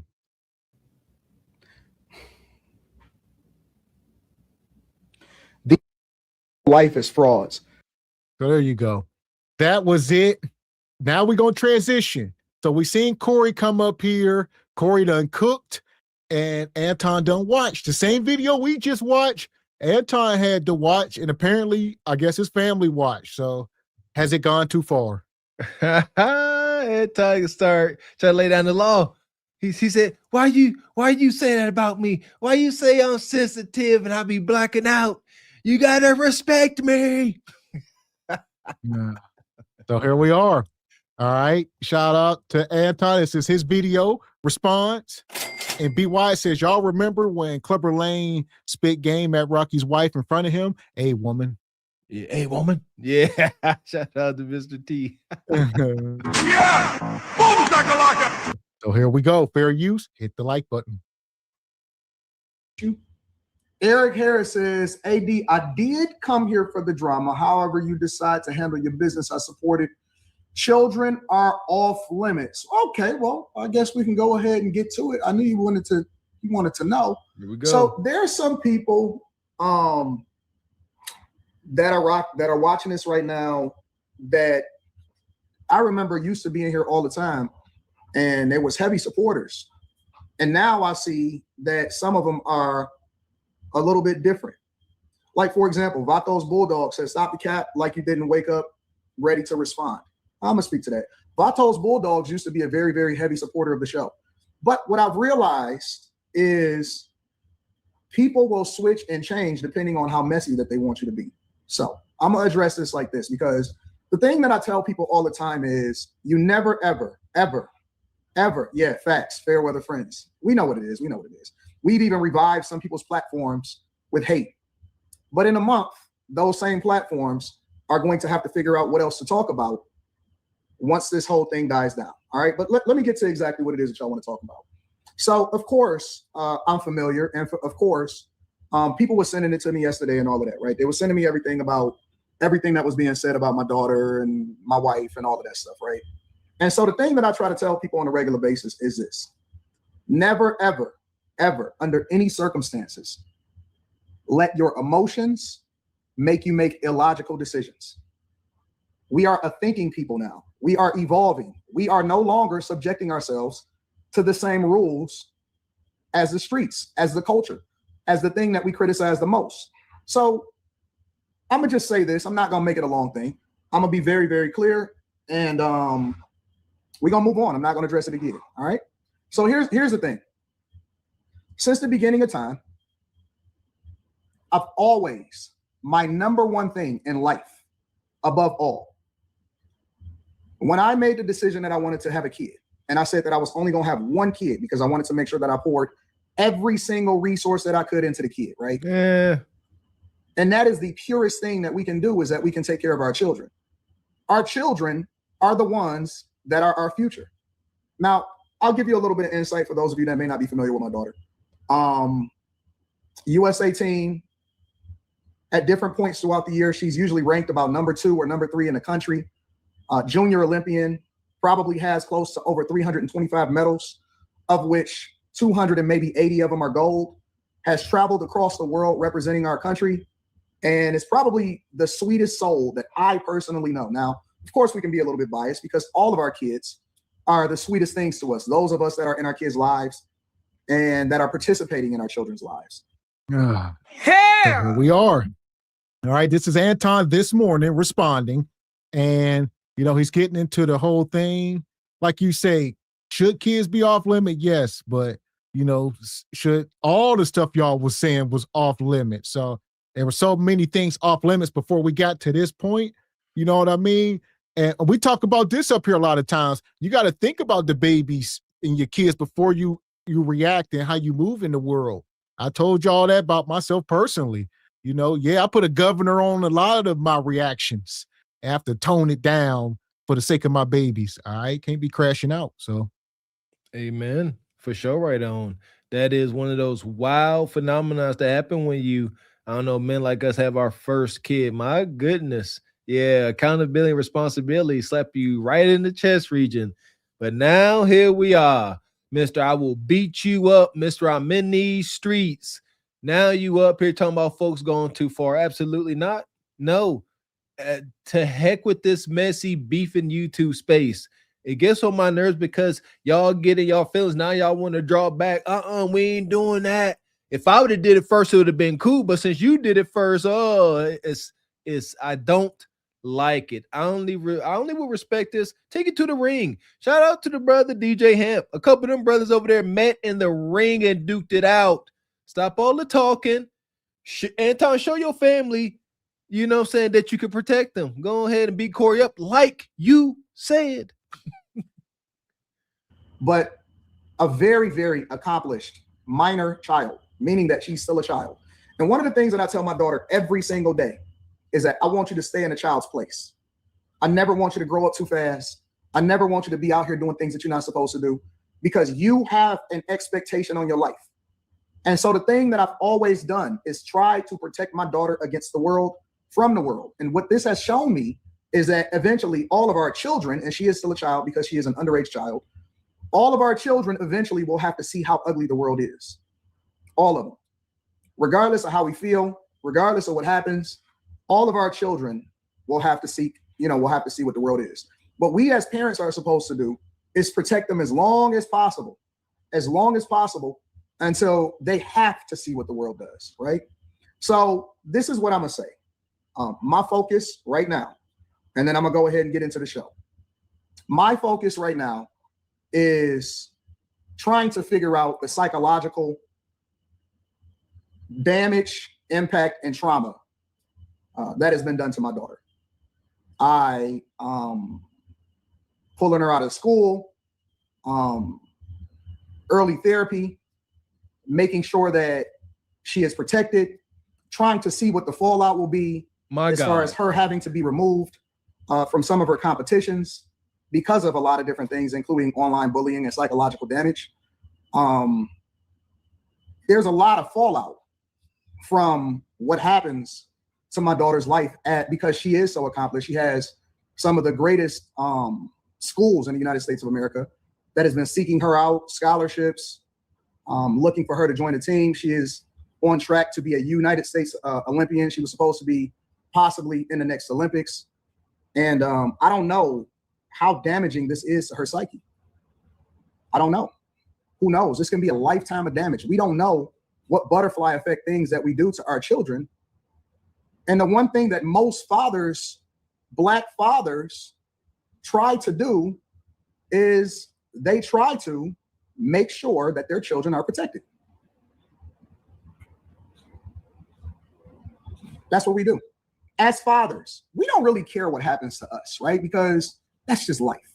But we never, ever can imagine what would happen to our underage children.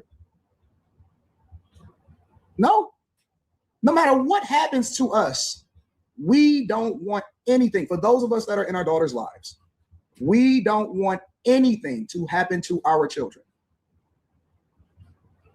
Under no circumstance. So here we are. Here we are, folks. So it seemed like Anton done got some legal advice. He done spoke to his counsel, and they have instructed him to do whatever he just told y'all he's doing. And Corey, whoever he gonna try to attack, like you said, some kind of defamation or whatever, trauma, like you said, psychological damages, and who knows, can get messy. I freaking told y'all, you can't win this. Oh, Corey gonna get him.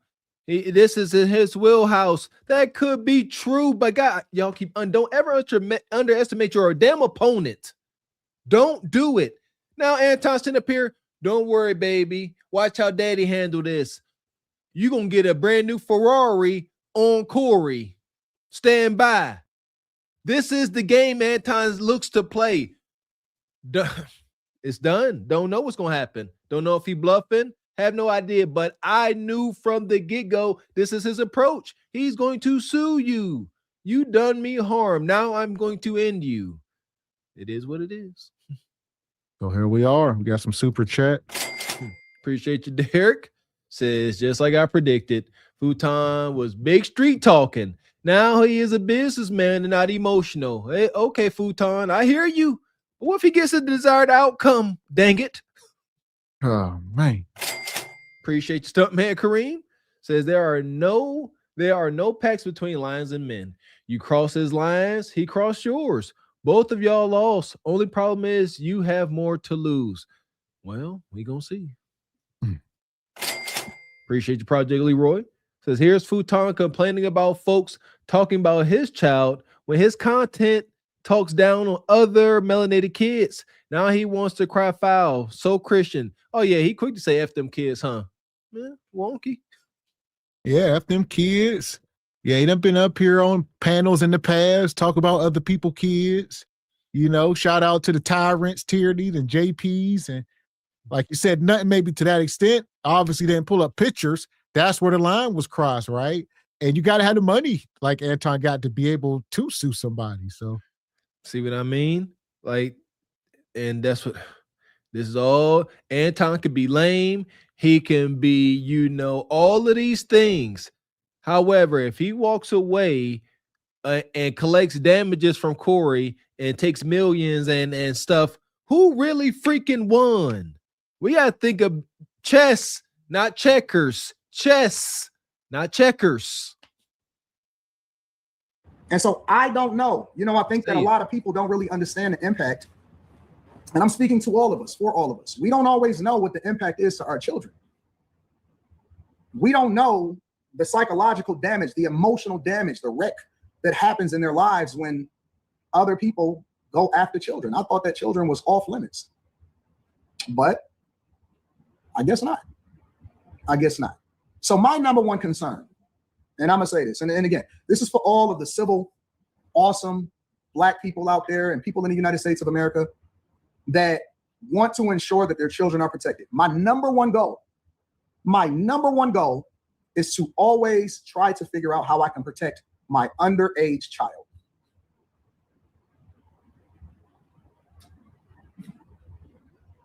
My underage child. That's all I care about. I could have never imagined in 1,000 years the psychological damage and the impact. The cry.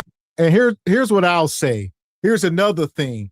This is the problem about who we align ourselves with. So a lot of this can be capped because he's talking about protecting his child, right? And that's almost like Peach McIntyre. Her and Anton are very similar in the way they operate. They worry about them and their family. They don't care about y'all. Granted, but like we say, grace and mercy is reserved for the humble. So when you come up here, you know, talking about the underage stuff, I get it. Corey crossed the line, but I guess maybe legally, when you're dealing with folks that don't mind bringing Uncle Sam to your doorstep, you got to think about legal ramifications. I don't know. Shout out to the chat. I see y'all. The photo was public. Okay, I don't know what that means. I don't know. Are y'all sure? You see, would you bet on that? I don't know, but don't sound good to me. My underage child, the damage, the psychological damage. My underage child. You know what's funny? So they say she's a 17-year-old high school senior. I don't know. Correct me if I'm wrong, but I see one of y'all said that. This is the wild part because you know they will align themselves with people like, you know, the brother Andrew Tate's and them brothers say some wild, egregious stuff out their mouth. All right. What did that brother say? He only wants 16-year-old virgins. Those are his words. So and Myron, some of these goofy guys and some of the stuff they say, these are so you see what I'm saying, man? This is where it gets wonky. Are you only worried about your kid? Yes. Yeah, there you go. You answered yes. That is the answer to your question, indeed. So, man. Eyes that I had to hear, you know? My immediate concern was, oh my God, who do I call? But I couldn't call anybody because everything was closed at the time. So immediately pulling her out of school, immediately making sure that I go and assess the damage, trying to figure out if we're able to get her into the same competitions coming up. She literally just texted me probably less than 48 hours ago. All of the different competitions that she had lined up for this year. We were supposed to go to Great Britain. We were supposed to go to a lot of places. I don't know if we can still do that. I don't know if that's possible. Because I don't know if she has the, you know, their brain isn't even fully developed. You know? Literally. So crazy. She had just sent me her pictures, her senior pictures, and she had also sent her schedule. Literally, this was yesterday at 10:22 p.m. At 10:22 p.m. Let me show you. See that? See the schedule? The tentative, see how it says tentative schedule? Leslie Daniels right here. She was sending me her tentative schedule for the calendar year. I don't know if she'll be able to do that.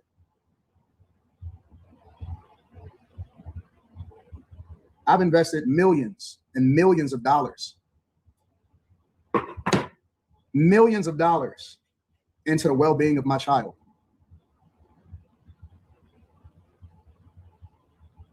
She's broken. She's broken.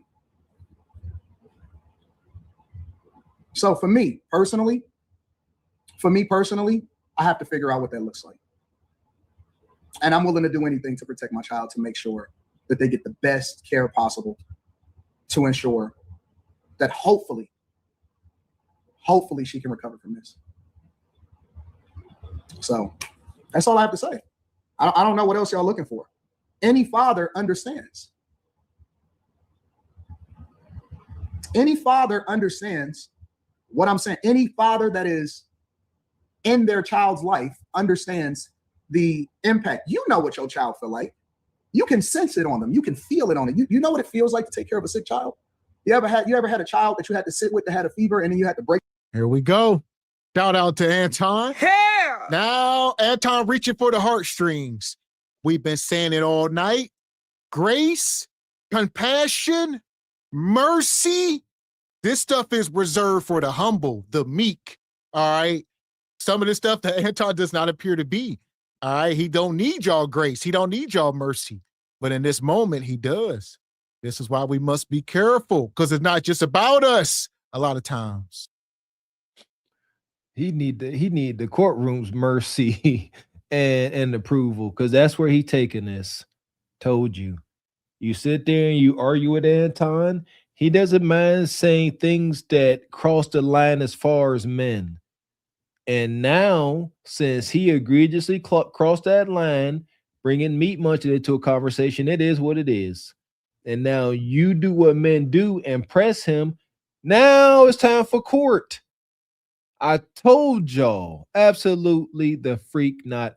When someone lets you know their psychological and emotional damage, as he has, if y'all would just freaking listen, you know how to handle people. You know how to deal with them or not deal with them. I told y'all, look, if y'all think, go look back at the videos. I told y'all how this plays out. I knew it. Told you so, dare I say. Man, this is getting wild. Appreciate you, Erroneous E. Says, ain't this the same man that denounced victimhood? He's a victim. This is wild. That's a true statement, Erroneous. But here we are, like Mr. Walk said, full circle in 2026. I never thought I would see it. Me either. But it benefits his pockets if it plays out in his favor. Again, know who you are. He don't give a dang. He don't care if he sound like a hypocrite. If the law says he is right, he like, so what? So what? Nanny, nanny, boo, boo. That's him. Huh. You're a victim. When it's beneficial. Shout out to Stuntman Kareem. Says that tough talk gone.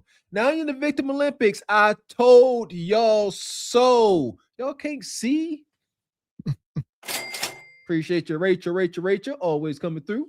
Says, knock it off, Anton. Did not invest millions into his kid. He doesn't have millions. Oh, not big millionaire Anton. So here we are. Hit the like button. The fever because none of the medicine was working. Some of us have been there. That's what it feels like. It's like trying to break a fever, but you don't know what long-term damage that can make. Our entire life, we've done everything to protect our child, ensured that she's never, ever, ever needed anything whatsoever.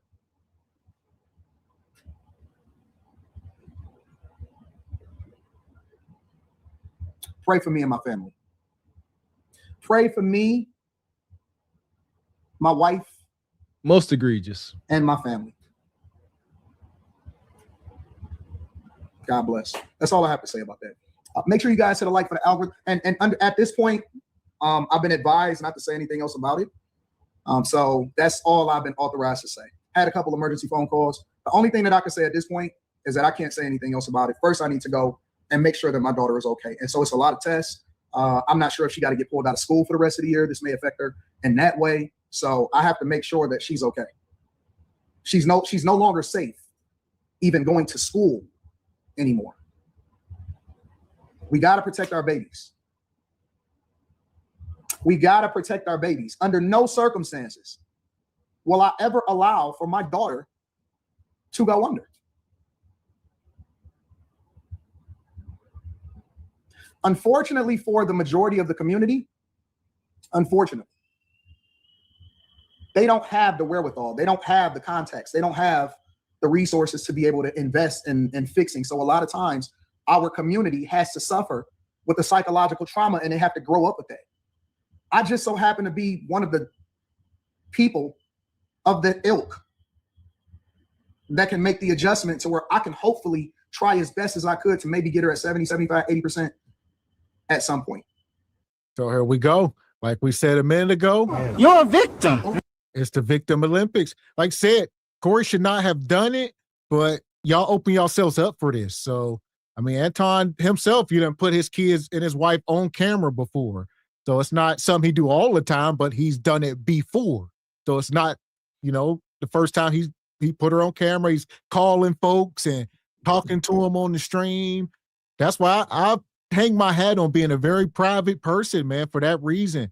I try to protect my babies and my wife at all times, just try to keep them out of all this stuff, just it ain't worth it. I can take the arrows, but just any little thing, you open the end and here we are now. Like you said, man.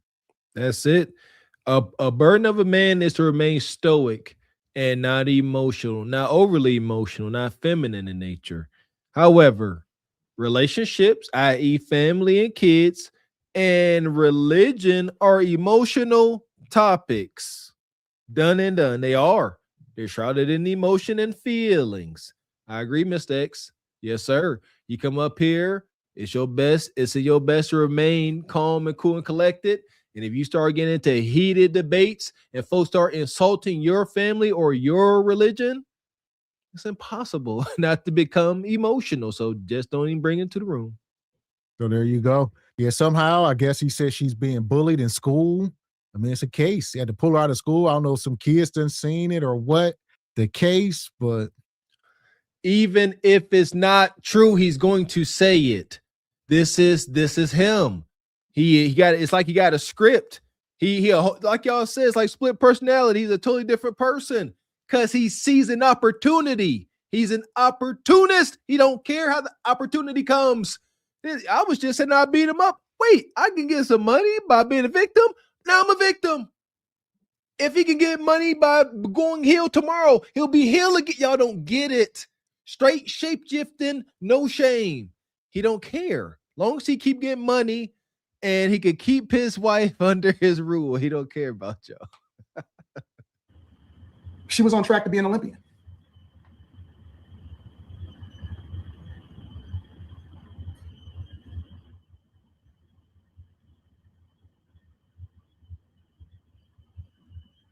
Is he trying to cry? And I'm surprised at the community as I'm reading this chat right now. I'm surprised at you guys.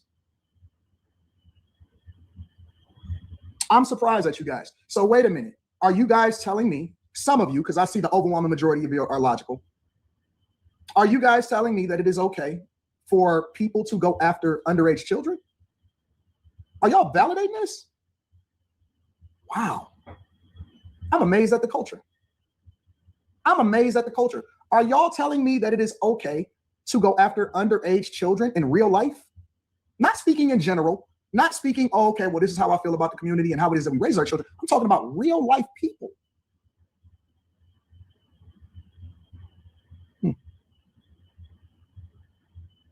I'm heartbroken. I really am. I'm heartbroken. For all of our black women, that's out there that say that and had something to even say. I've seen y'all do a breakdown of Ryan Davis and what he said and all of this stuff. I've seen so many think pieces on Ryan Davis and how black children and all of this stuff are spoken about. And you guys really, now all of a sudden it's different?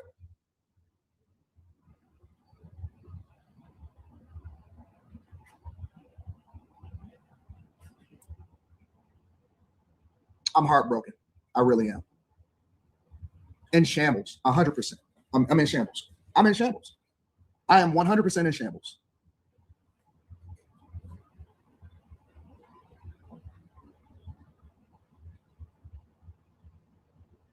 It's nothing else for me to say. It's nothing else for me to say. I have to figure out how to pick up the pieces. I have to figure out how to pick. Corey, he won. Corey and Craig, you win. You win, I give up. I have to figure out what collateral damage happened after that. Told y'all. You guys told you. I freaking told y'all. I got to figure out how to pick up the pieces. Family is in shambles. Daughter is in shambles. Literally having my wife take her over to get evaluated and figure it out because crying inside of the principal's office trying to figure out what to do. I'm in shambles. Man. It's too hard to take this serious. I mean, this is almost like a notorious gang leader, right? It's like a notorious gang leader, and he been running amok for decades, but he put his kids in private school, but somehow somebody found out and they did something to his kid. And now you feel bad, but it's like, where we at now? Like I said, kids supposed to be out of it, but the games y'all playing, y'all bring this, y'all incite this stuff. Thank you. I mean, my God, this is light work for the lines that have been crossed. I agree.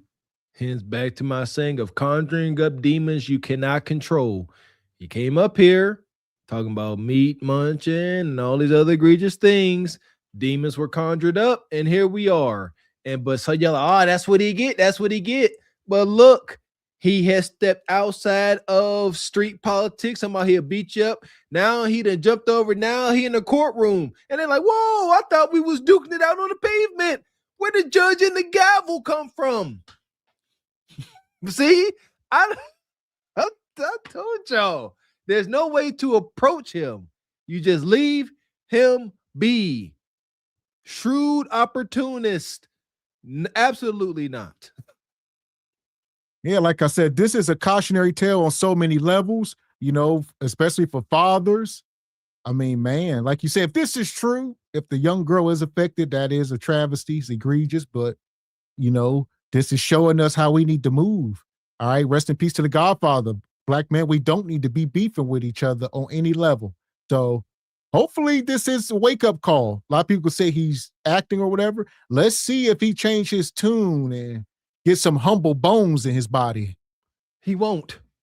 He can't. He shan't ever. That's not even a thought. He is stuck here.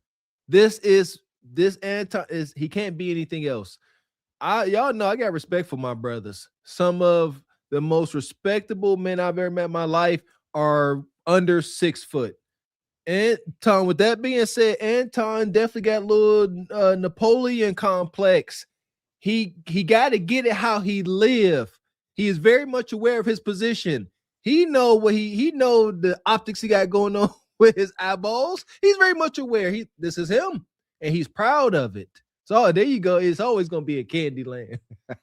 Well, he done expose himself. If this is really your weak point, you don't let, as he been saying, but you don't really let the trolls in now. I've been seeing people all day making thumbnails with his kid on and stuff, which is egregious as hell. Some of y'all have no shame, but here we are. So what are you going to do with the smaller people? Like if they know, they're going to forever troll you now. So There you You go. done took it this far, man. You should have backed off that ledge and shoulda, woulda, coulda. It's over. It's done. Cautionary tales, as we always say. What to learn from this? If you gonna find yourself being sensitive about your family, and you will, tread lightly. That's all. Just tread lightly. Be most careful of egregious talk. I know. Or he should have.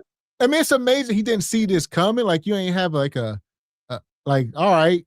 So like this should have been planned for. You should have had these talks with your kid, instill that confidence in them. And like at some point, there's no way you've been like, man, they ain't never gonna come for my family. Which people have a little bit in the past, lightly, you know, but you go after somebody like Corey, you done stepped out. I think there is a different level of respect amongst content creators.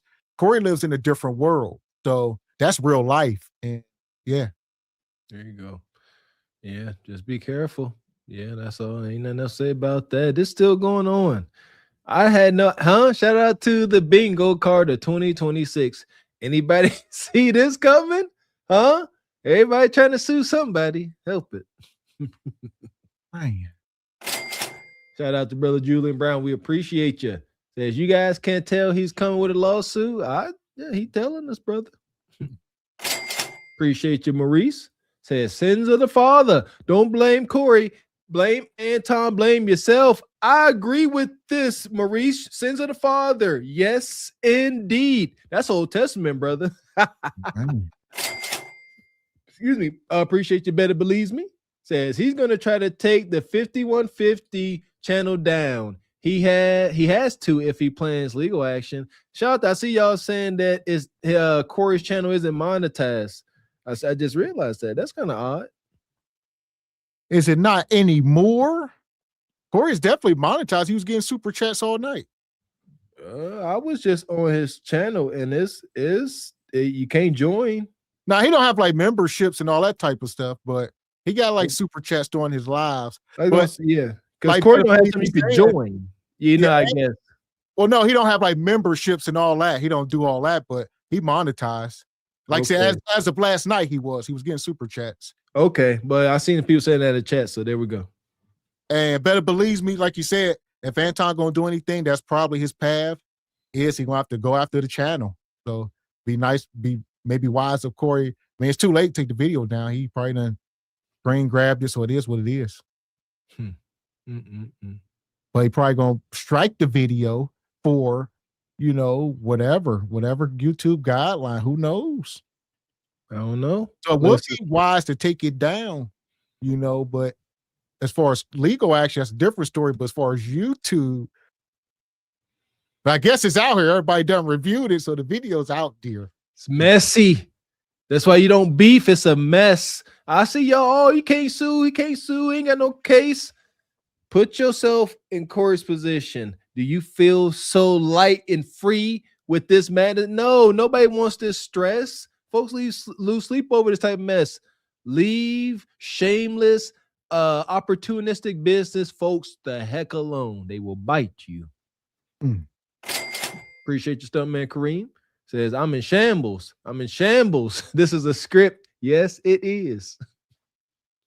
Man. Appreciate your Erroneous E.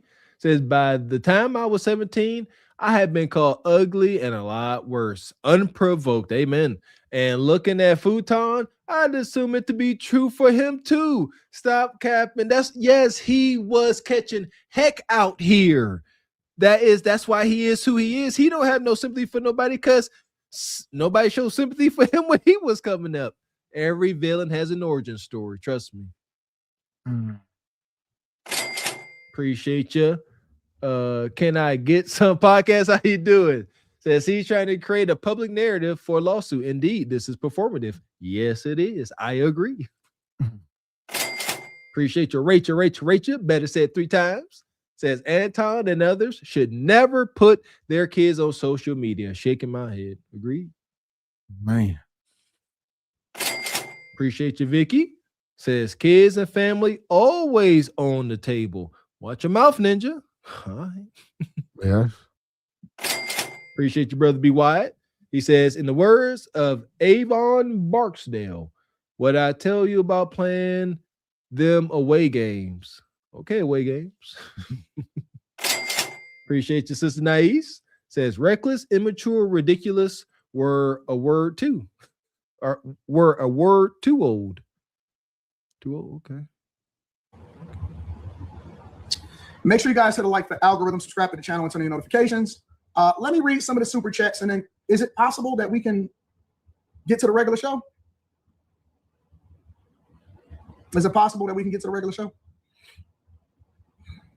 To all of the bad chasers and Patreon members, we're almost at 21,000 Patreon members. Make sure you guys tap into the Patreon. Link is in the description as well as pinned to the top of the chat. And then let's read some of the super chats and let's pray for me, y'all. Pray for me, pray for my family. Pray for me. I never thought that I would have to figure out how to deal and figure out how to fix my family on this level. All right.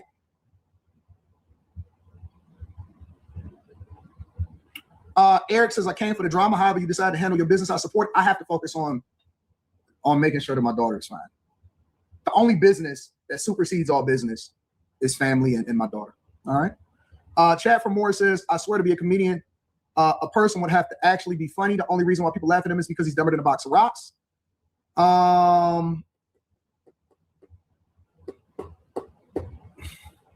King TC says, fuck Corey Holcomb. God bless the AD and all of the bag chasers. We are up and it gets better from here.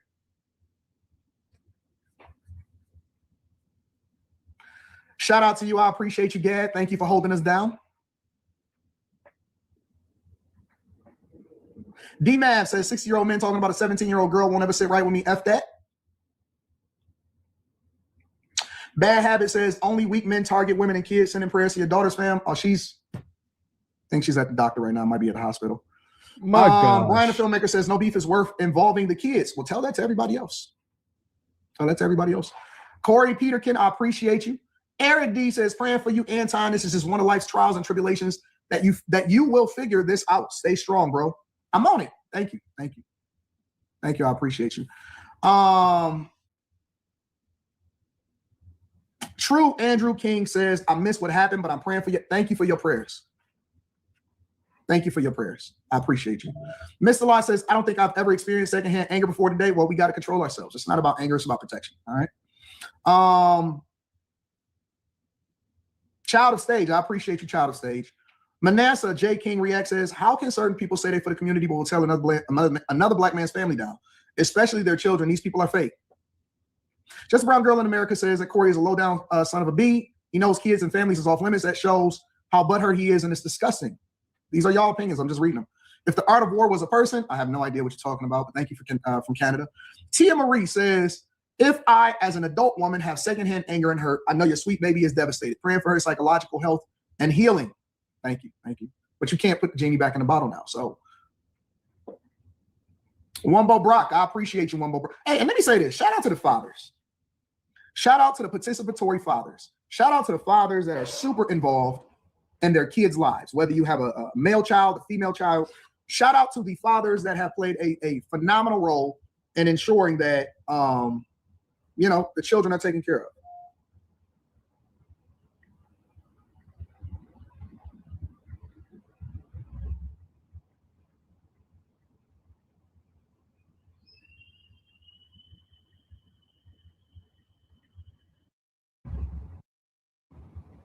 Has been watching since a minor. I'm 19. God bless. Shout out to you. I appreciate you. At no point should you let up from this. People with no lower limit have to be taught. Rob, I understand, but I got to make sure that my daughter is right, and then I got to figure out what to do after that. I have some really strong people around me.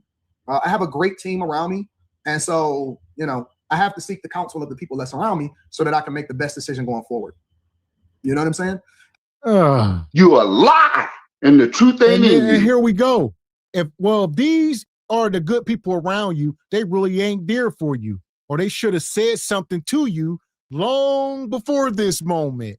All right, they should have been talking to you, after the show or whatever. Before the show, y'all should have had preps. Damn sure after the show. So why did it have to get to this moment for people to step in and say, all right, it's going too far. But when we was up here last week, y'all remember. Let me be very clear. I want to be very, very clear. I want you to hear it from me directly. I would have beat the shit out of Corey.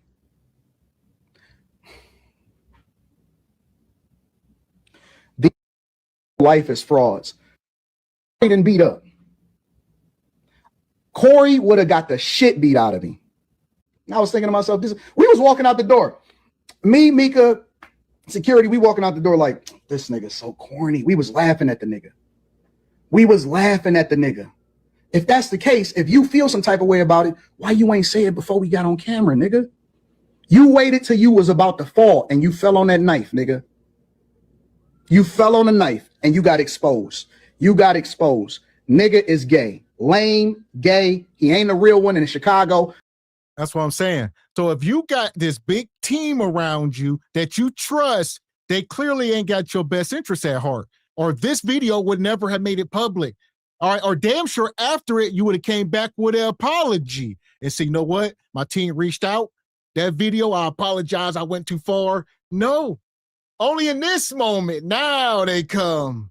So no, these people don't love you. They see money. Everybody trying to grab money. All the lawyers, everybody was sitting back waiting. Thank you.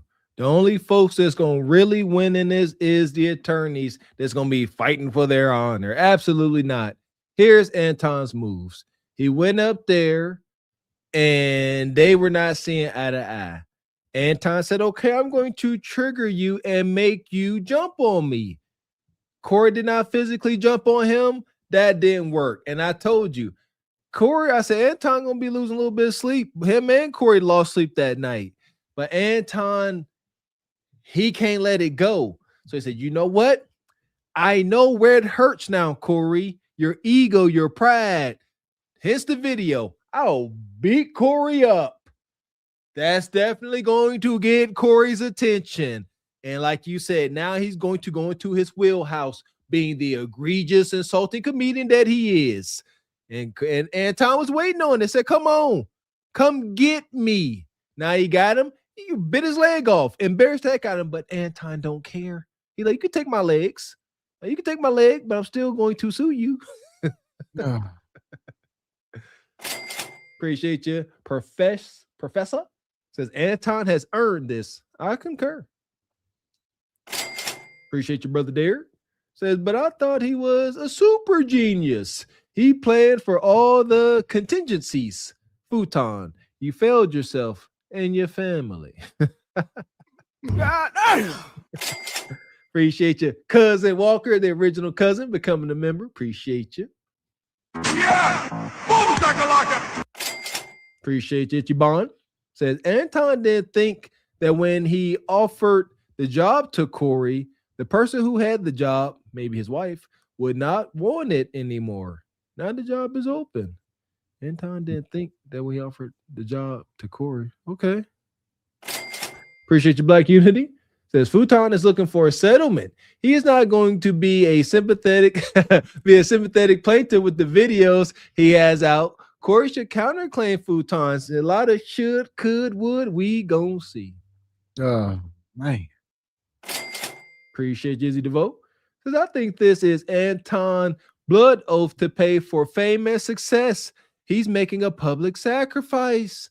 Next, mainstream money. Conspiracy Theory 101. Easy DeVoe. Hold that thought, you conspiracy theorists, you. At no point should you let up from this. Don't worry, Tom. The devil never wins, says Lady Shan. Thank you, Lady Shan, for holding me down. Manny Plays PC says, prayers to you and the family. I appreciate you, Manny Plays PC. Bilderberg Boy says, I knew Corey would go after your family. That's what cowards do. He doesn't care for his own kids, so I definitely won't care he won't care about yours. Dirtbag energy. Well, let me say this. I can't speak on his children. I don't speak on his children. I refuse to even say the name of the woman that was with him that introduced herself to me. I don't. That has nothing to do with anything. I don't get into that. So if that's what y'all saying in the super chat, I'm gonna say that I don't know anything about that. I can't tell a man how it is that he's playing a role in his child's life unless he volunteers the information. So I don't do that. Like for me, it's not. There's certain points that I just cut it off at. If it's you and me in person on content, That's one thing. I'm not going after it and doing a summer jam screen on somebody else's kids. I know it's a lot of y'all that wanted me to do that. Some of y'all was DMing me. Some of y'all was emailing me. That's not my life. That's not my play. You know what I'm saying? I'm not on that type of time. I don't do that.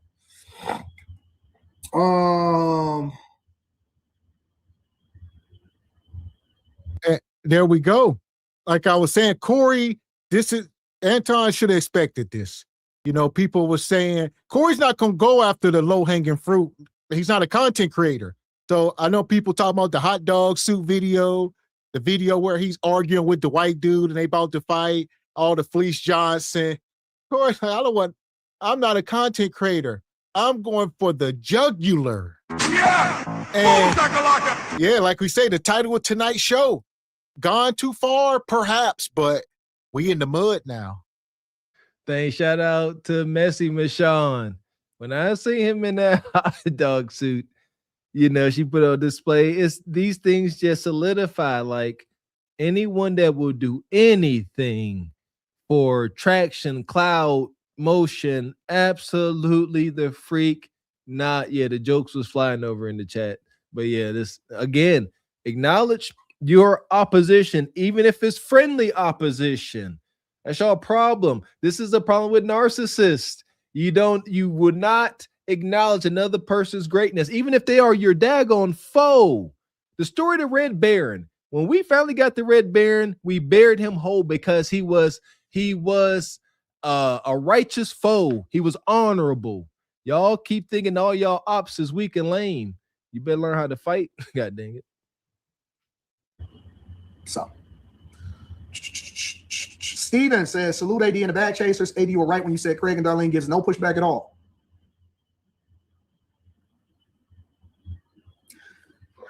Let me ask y'all a question. And this is in general. This is not towards anybody at all. I have friends that come to me and they say, yo, Anton, A, B, C, and D, or Anton, I'm thinking about doing this, or Anton, that, and so on and so forth. When I was there, all right, when I was there, one of the things that I said was, you don't have anybody that actually holds you accountable. What that means for me is, in my opinion, how can somebody say that they care for you if they allow for this to happen?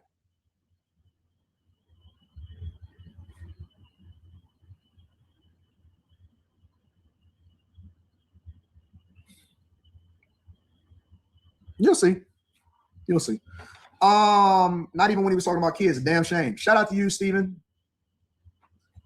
Call Me Taji says, my motto during tough times is small problems to a giant. The rest is noise. Give money, big dog. Well, we always shout out to Call Me Taji. I appreciate you for the 100 ball. I always acknowledge all the super chats. Leno says, Atsu, homie, my boy. Well, listen, I'm not focused on that. I'm focused on the well-being and what the true cost is going to be psychologically, emotionally, that is going to be inflicted on my family. That's all I'm focused on. It's the Shy Guy says, in the end, AD, vengeance will be yours for what he's done. Vibes 6502 says, I can't wait for the 5150 to become part of your portfolio after this. I have no idea what you're talking about. B Southern 92 says, AD, keep being a mastermind and get a master class. Thank you, my love. Thank you, my love. Treadmill Game says, Corey Holcomb is a true punk. What a sucker he is. Prayers to your daughter. Thank you for the prayers and the well wishes. Sanancia says, you can tell who in the chat was raised by punks. Chase Barnes says, a hedge of protection for AD and his family covered them, Lord. Thank y'all. Thank y'all for the well wishes. Crown me. Can somebody time out? Give me a second. Let me figure out. I got it. Don't worry about it. I'll take care of it. I got it. Crown says, praying for you and the family. Your daughter has inspired my daughter to want to try karate. Sad to hear how this has affected her. Legacy of Rain says, praying for your family, looking forward to your healing and more success. M. Moore says, and we know that God causes everything to work together for the good of those that love God and are called according to his purpose for them, Romans 28. Wino says, I'm going to get this guy if you don't. Don't do that. Listen. I'm not authorizing nobody to do nothing on my behalf. I don't want to be associated. I don't want to be aligned with that. I'm not interested in anything with regard to that. I don't authorize nor do I support any threats on my behalf. Anything that I need done, I can handle it myself. I don't need nobody, no, nothing. Nobody to do nothing for me. All right. Don't crash out for me. Shout out to my girl Molly. Which is wonky. Like they both got people ready to crash out. Corey was over there saying people ready to crash out. Anton got people ready to crash out. This is content beef. Some of y'all grown men, you men and you subscribers, y'all need to relax. These ninjas, I'm about to boot up. All right. Y'all need, like, I don't know. Shout out to my one cousin, man. Like, you know, he currently doing time. I love him, man. But he one of the realest ninjas I know. And he was really about that life. That's why I see this stuff and I scoff from my gut. I know men that got on airplanes, allegedly, flew way across the country, allegedly, went to Walmart and bought some sporting equipment, allegedly, and went and saw folks about some bad business and let them every which way but loose, allegedly. Y'all only talk about it. This, I know what it looks like when folks is about it. This is, y'all right, it's sickening. But here we are. This is what you get when you engage with a raging opportunist. Good luck. Money, money, money, money, money, money. Appreciate you, Milton. Says defamatory. I know defamation works both ways. All right. I don't know how to say that one. Appreciate you, Truth Seeker.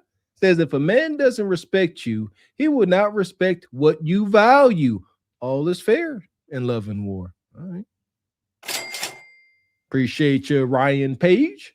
Says although they wouldn't admit it, Q and Slimmy from his podcast Eating It Up, he does it to them. Aha. Man, so here we go. It says the thumbnail is so precious. Thank you, Molly. Thank you, Molly. I appreciate you, baby. Shinsi says, salute. Shout out to Shinsi. I appreciate you.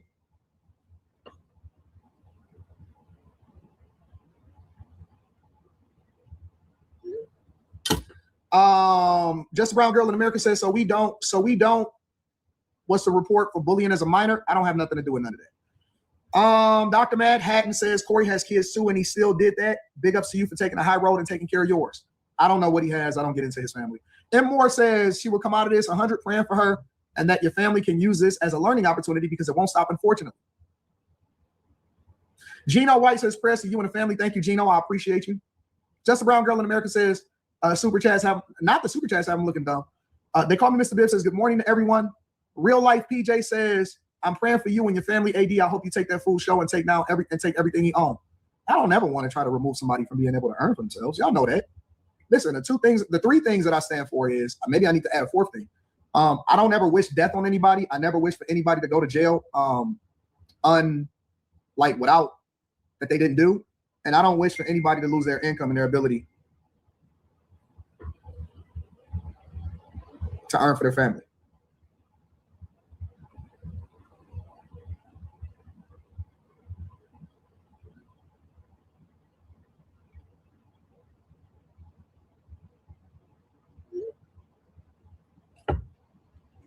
Hey, Jay, hit the email, man. I need to talk to you, Jay. Jay Tillman. Michelle says if they let you crash out without saying a word, they hate you. That's a fact. I never wish death on nobody. I never wish for anybody to go to jail without a trial, and I never wish for anybody to not be able to make money for their family. All right. Dark Spartacus says, Dear Heavenly Father, I ask that you keep AD and his family under your covenant that no weapon formed against them shall prosper. I ask this in Jesus' name. Amen. Keep your head up and stay blessed. I'm on it. I'm on it. I'm on it. Green Blaze Fly Eagle says, hey, Anton, didn't watch that. What he did to your family, I'm sorry to bet. You don't have to be sorry. Just pray for us. Stevie says, as a father that wasn't cool at all, chess, not checkers, AD, move with silence, not in silence. Exposure Network says, crazy part is Darlene was rapping about her too. I downloaded it. I got it.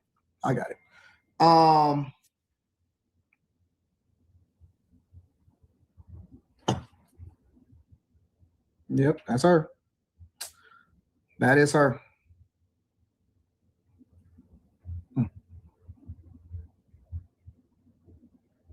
My mom just sent this to me. This is crazy. Mom just sent this to me. All the awards that she received this year is crazy. It's crazy. I just want to say I support you and your family. God bless. Back Chasers is up. Shout out to M89. A412. I appreciate you. Bitcoin Brown says it's time to sue for everything, boss. Listen. I don't want to get into that. That's not what I'm talking about right now. Savannah says, do you fault yourself for getting in the arena with that devil? You and your family are such great people. We love y'all. No, I think that everything is happening in the exact time that it's supposed to happen, when it's supposed to happen, because this is how God has planned for it to be. He planned, listen.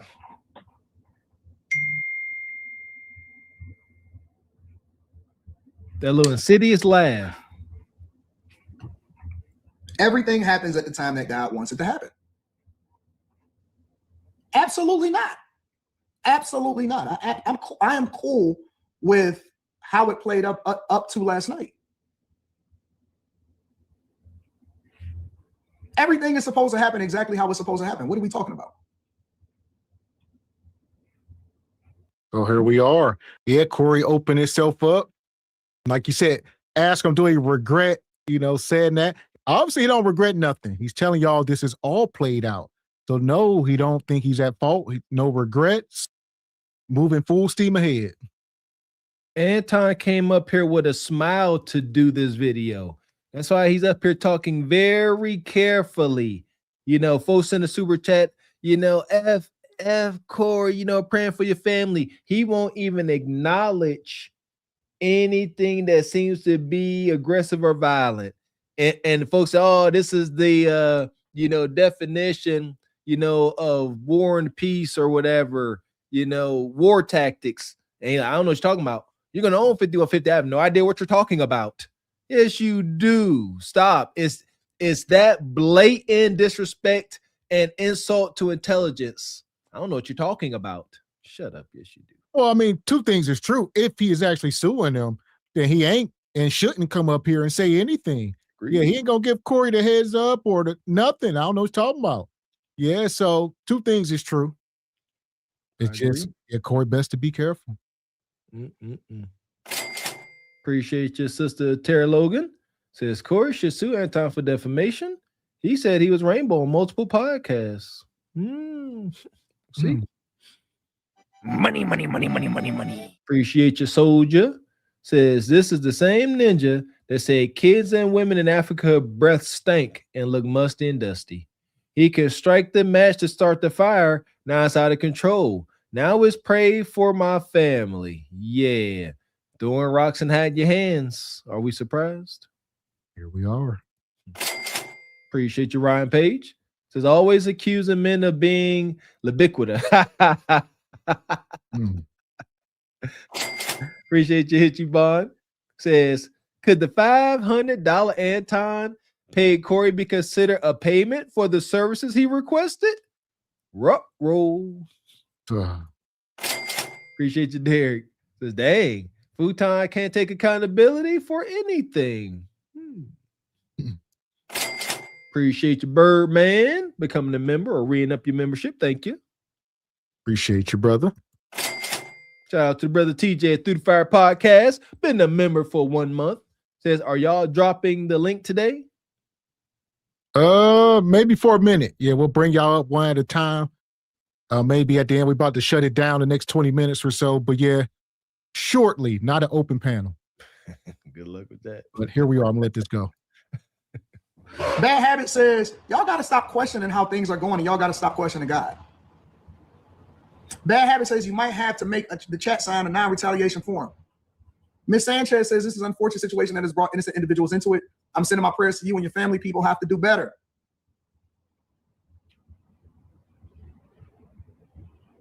Poor Legacy says Godspeed in your time traveling machine today. JB React says Anton definitely hoping for the best. I know you handle business and you got this as well.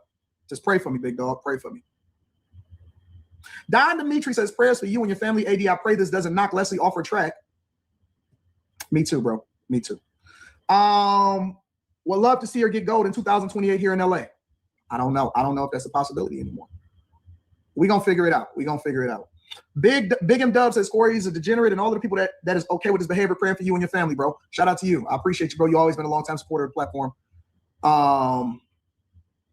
The Pathfinder's Journey says this is why street culture needs to be terminated. Family is off limits, real sucker-ish. When it first happened, I thought y'all was too old for that. Appreciate you the well wishes, bro. Appreciate the well wishes. All right. Y'all ready to continue on with the show? Brittany B says, I got your daughter in my thoughts, but when you move 10 steps ahead, some people can't see. All your points have to be proven.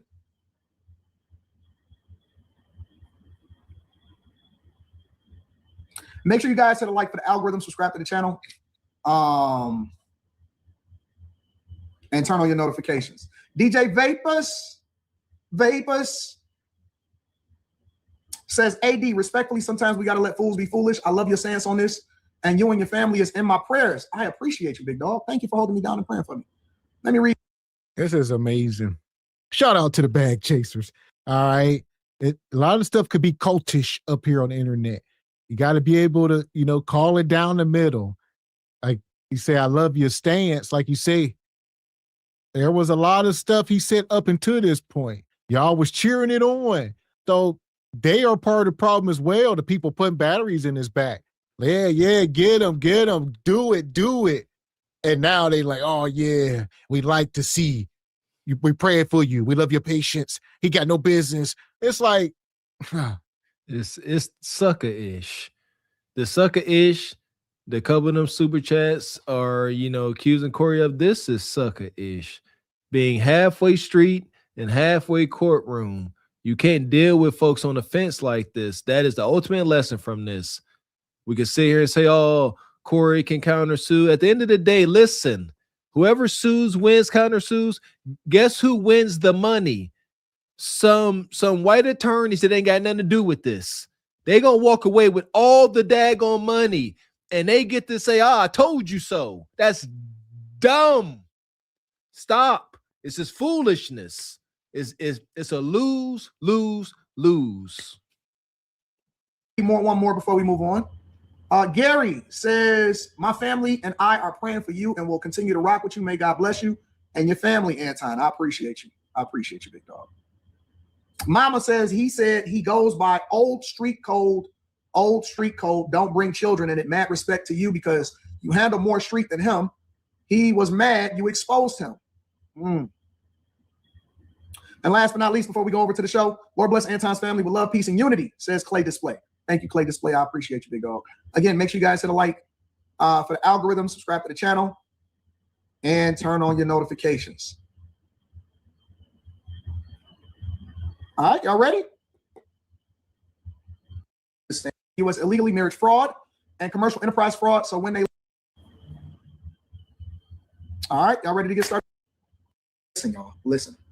I want to be so clear. I want y'all to really understand what's going on. You do not respond the way that other people anticipate you responding. You can anticipate how they will respond, but you never move how they move.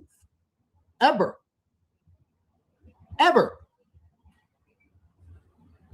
Listen, we got to get out of our emotions and focus more on making logical decisions. Stop trying to crash out and throw everything under the bus.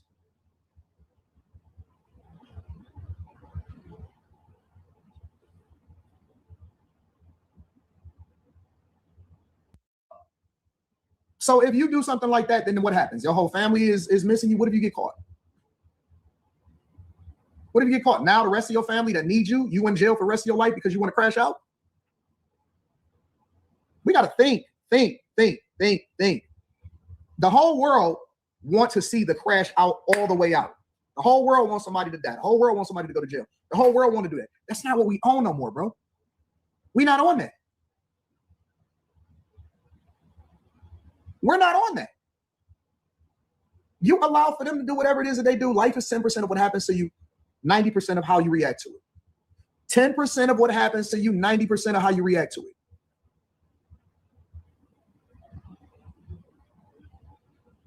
Remember that. I'll read more super chats shortly, but we got to get into the show. All right. So here we are. Like we've been saying, this is his latest response this morning. few hours ago, and he's not talking anymore. He spoke to his counsel, and now 180, a whole pivot. He on the other side now. And I told y'all before, folks like Anton, they are that serial deleter in the movie. They don't want to keep going unnoticed. They don't. Folks like Anton with this ego, they cannot have you not knowing what they've done. There we go. Folks like Anton think you're too stupid. You don't know what he did. So he's going to always tell you every time. He's going to tell you straight to your face what I did. He just did. He says, no, you know how you gonna react, and you never move how they want you to move, but you get them to move how you want them to move. Manipulation tactics. He will tell you every time. He's got to. He thinks you're stupid. He don't think you're catching on to his game of chess. When folks will simply sit here and tell you what they're doing, it's the easiest thing to counter it. Learn how to fight fire with fire, not emotion. There we go. So here we are. We're going to drop this link. We will take a couple calls. We're going to do a call in. If you got something to say, got to be on camera. We will be up here for another 15 minutes or so. Here we go. What y'all got, huh? Shout out to all of the chat room warriors, man. Some of y'all folks come in here. Y'all got to learn how to say y'all point without being egregious. Shout out to all the newcomers. At one point, we had dang near 1,300 people watching. Y'all like this madness. Come on, we welcome the new folks. Say what you got to say without saying, y'all rainbow, y'all the R word. Just what you got. What's your position, huh?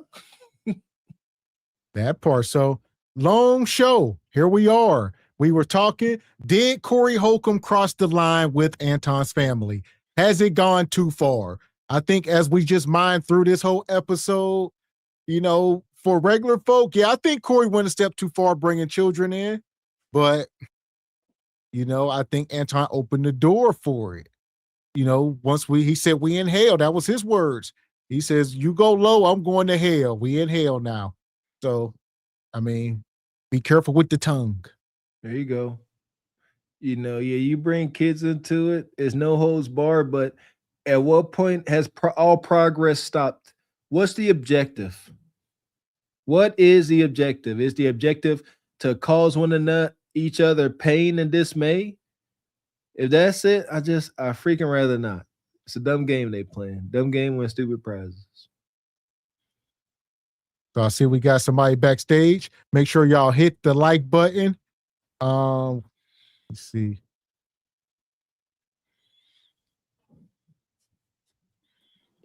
Welcome up, brother KB. How you doing, brother? What's going on? Good. How you doing? Welcome up. What you got on the topic? Do you think Corey Holcomb crossed the line with his comments or what the show last night? Yeah, he definitely crossed the line, but where's the line when you got two men doing what they did? It all started with that super chat, and they had their back and forth, and he had a plan, and I think it went sideways. He didn't expect it to go this way, and now that it did, he's looking at it like, okay, well, I got to make another play off of it. So now he's going this route. It looked like he's going to be, some attorney's going to be contacting him, and he's framing up a certain narrative. But at the end of the day, it's just, what are you gonna do going forward? Now you can't use this victim content anymore. It's a lot of stuff you can't do. So Corey, I agree. Bringing kids into it's too far. But now, who dictates that? Who dictates that it's too far? Like you said, brother KB, they both was over here, didn't mind crossing the lines. But now the law's being brought into it. That's the sucker ish. Y'all both decided to be out here, negotiating on, street terms, barbaric man code terms. Now the law's here. Yeah. Yeah. So what you got? What would you do? What would you do if you were Anton? Would you have took the high road or the low road? When Corey sat there and said, you kiss white folks' butt, I mean, would you have said something like that to a man?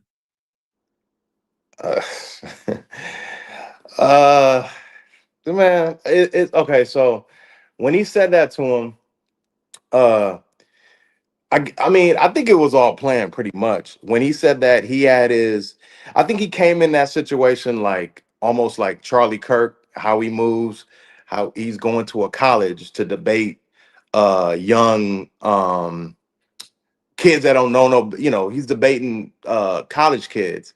So he knows about politics. I follow both of them pretty close.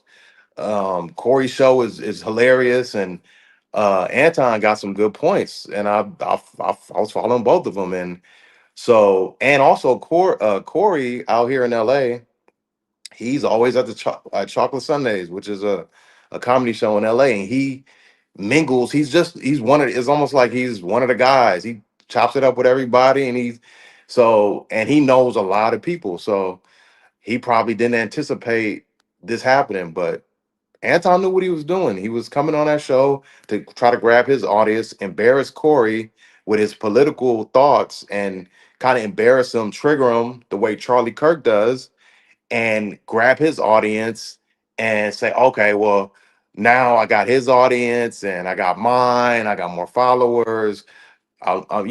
He saw him as the easy victim. I don't think he knew that it was going to go this route. He thought, okay, well, I'm going to trigger him. He's going to try to fight me. And I'm gonna like you said, he's gonna make some millions off of it. So definitely, he knew at some point he just had to say a few things, probably about some sexuality, to trigger him, and it was going exactly how he planned it until the response. I agree, brother. So just a wild situation. Do you think Anton's gonna try to sue him here, huh? Oh, most definitely.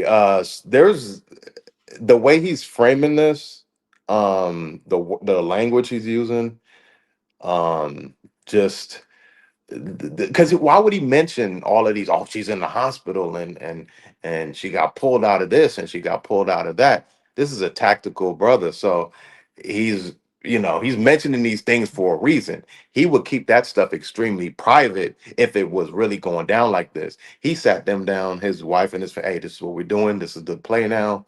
We going this way. I'm not saying that it didn't happen. His daughter isn't getting bullied or had some things said. At the end of the day, man, I grew up in the inner cities in LA and Inglewood, so we had some egregious things said about us, and people clowning us, adults clowning. It's just so yeah, Corey has some things to say, and I think that did cross the line, but there is no lines when you cross Corey's lines too. And you sent that super chat and you wanted to get on this show. So why is there this where now all of a sudden there's a line? Why now? Did you discuss this line with him, or you're saying it's a unspoken rule between who? Y'all not street dudes, y'all streamers. And Corey's more of a street dude. He's a streamer. Tell him, KB. So he was never going to tell him that there's this line. He's definitely suing though. Definitely for something. He's lining up something. I don't think you can't hear Mr. Walker, huh?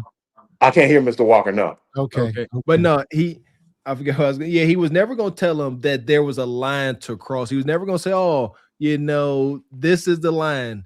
That was the wicked chess game that Anton plays, and to his daggone credit, man, he manipulated Corey. He did. I don't think it's cool. I ain't saying this. What's up? It was effective. Shoot.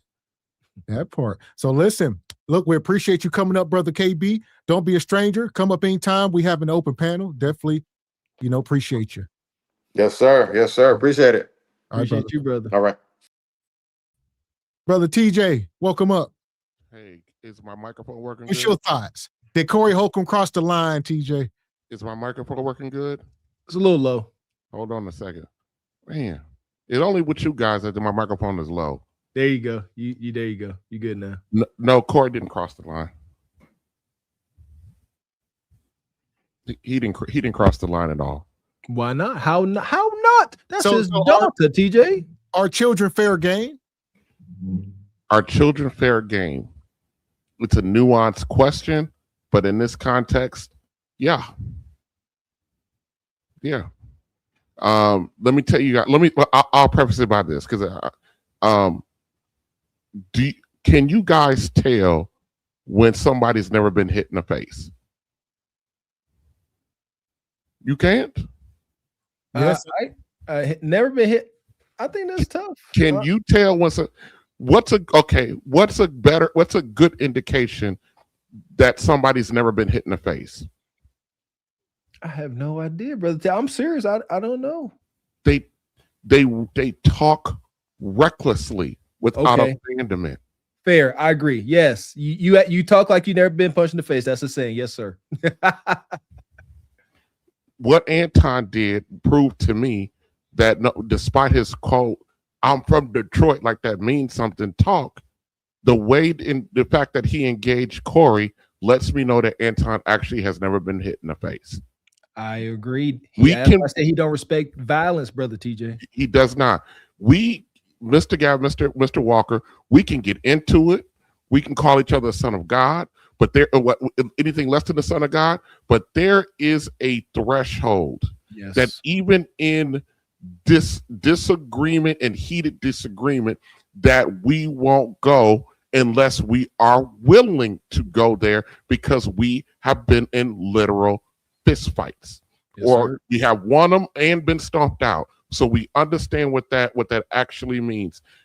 Anton doing what he's doing, he's been able to do this on so many different platforms and areas of his life, since he's been on YouTube, because no one has been a sincere threat. I'm not saying Corey's some tough guy, but I've been around enough people, enough situations to recognize that Corey was in that moment, was willing to throw it away.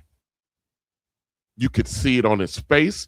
You could see it on his body language. And really quickly, from a medical standpoint, because Anton got talking about Corey shaking. Yes. Anybody who plays professional sports, combat, or whatever understands what a damn adrenaline dump does to you. An adrenaline dump will make you jittery, shaking. It's a chemical dump into your system, preparing you to what? Combat. Mm-hmm.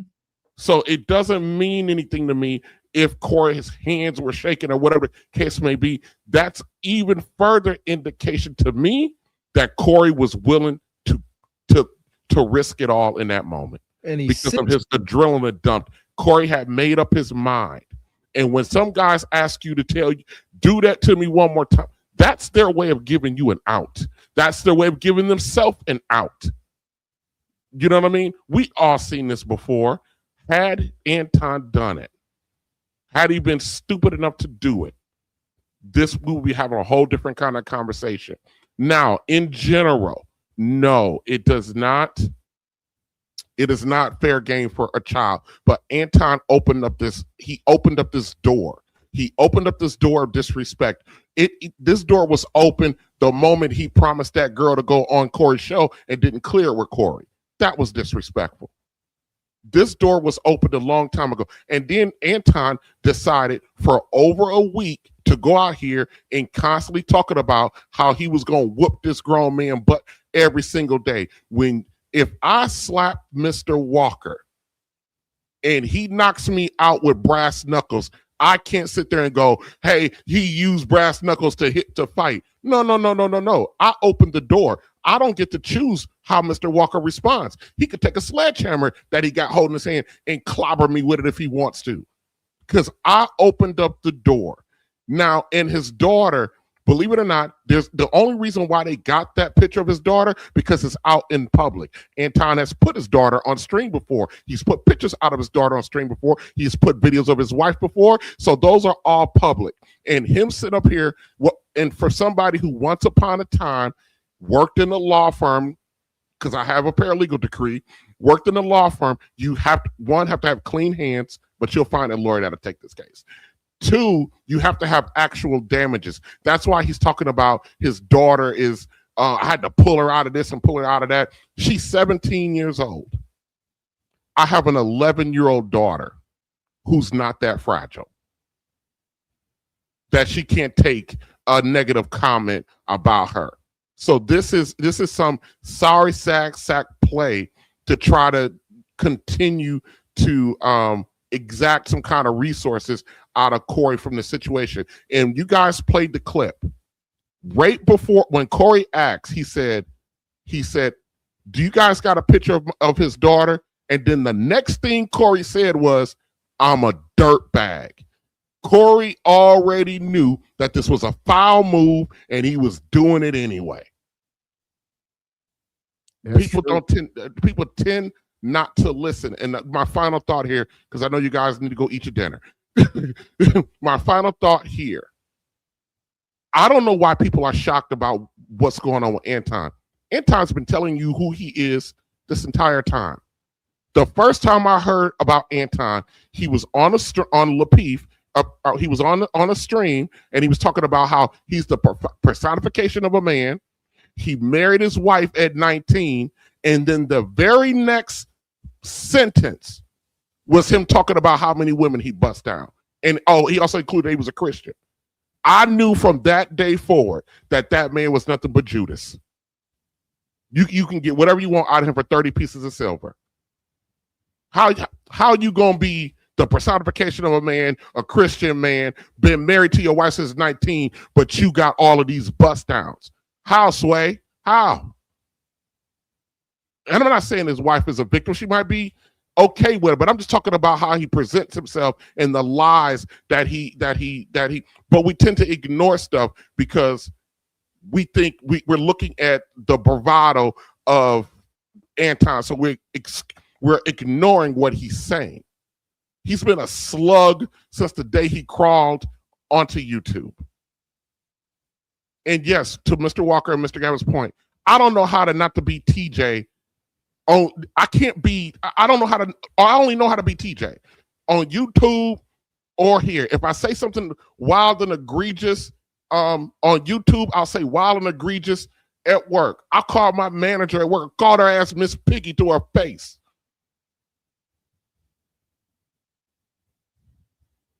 You my kind of guy, TJ. I used to fight with my bosses too. Yeah. That's because you know your worth. You know they can't fire you. Yeah, I called that joker Miss Piggy to her face, and followed that up. And she was like, "You need to call me your leader." I said, "Woman, you can't lead me across the street with GPS." And then she said, "If you don't call me that, you can go." I said, "You ain't got the authority to fire me, lady." Whoa.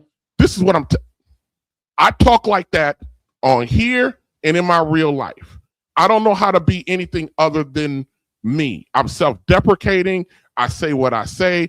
I've gotten old enough, and I was born in a generation where we're not that thin-skinned.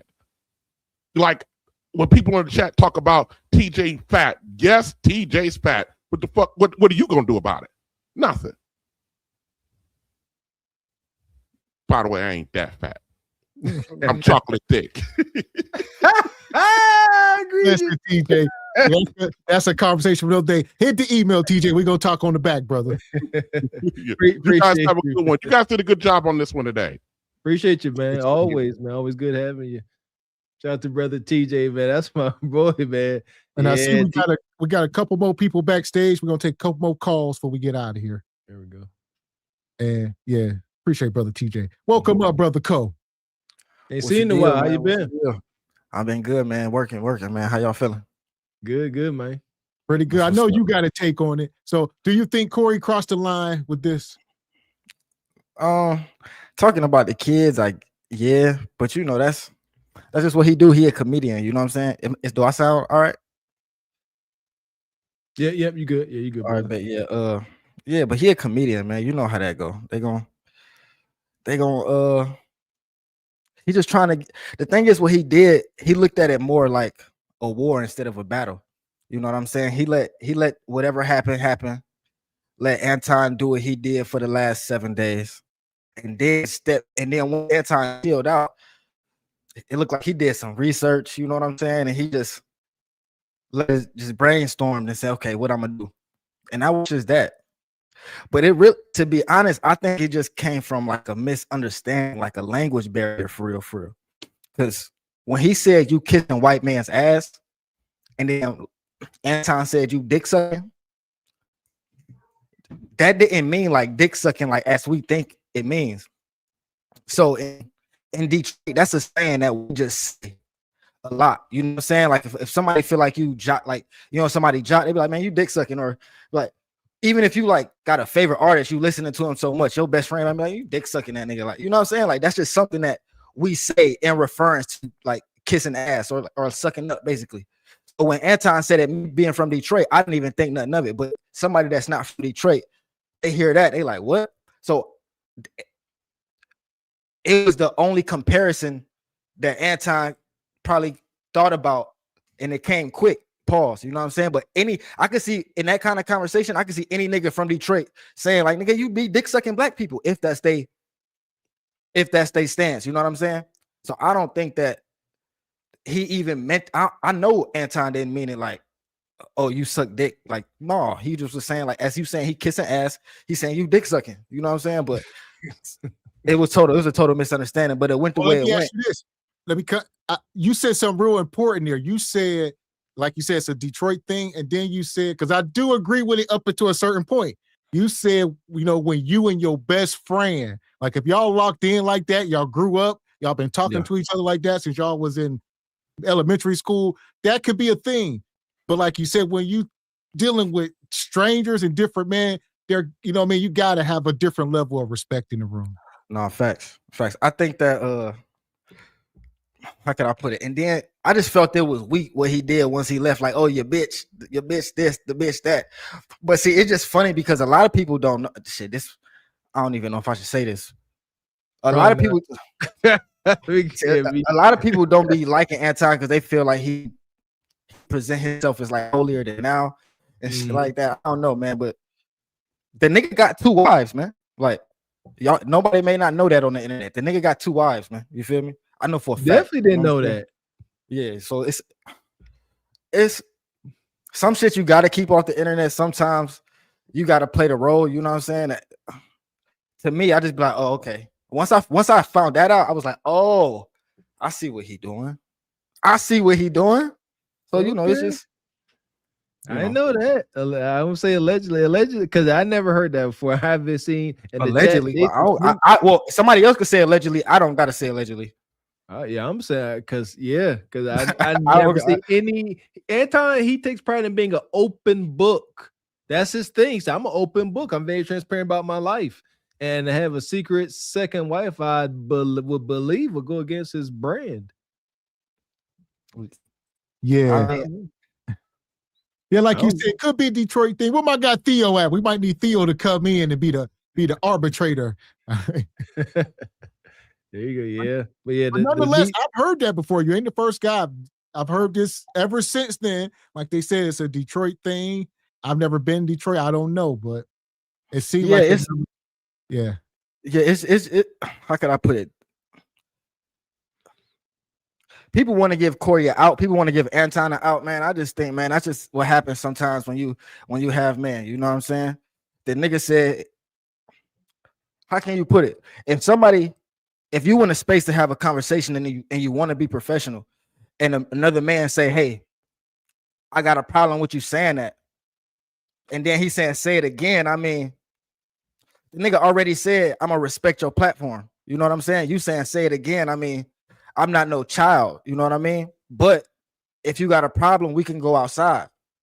So I see where both of them, every people on both sides be like, oh, he said, let's go outside. And this nigga said, say it again. And he didn't. And this nigga didn't go outside.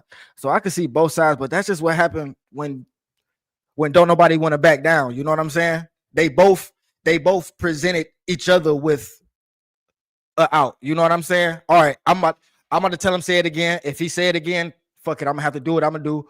Hopefully he don't say it again. Anton, I'm about to tell him go outside and get up. fuck it. If he get up, fuck it. We just gonna have to go outside. Hopefully he don't go outside. You know what I'm saying? But that's the overlay for the other layer. You got so many people there. You know, we got to get up. Everybody gonna be like, no, hold on. You know what I'm saying? Like that's not so. I don't know, but talking about the daughter though, when I seen that, that's kind of crazy. You don't bring nobody kids into it. That's a low blow. That lets me know you don't really got no other angle.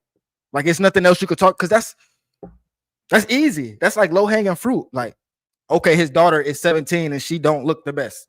Ooh, like come on now, like come on now. It's plenty of us that got well, not my kids, but you know what I'm saying. It's plenty of people who kids ain't.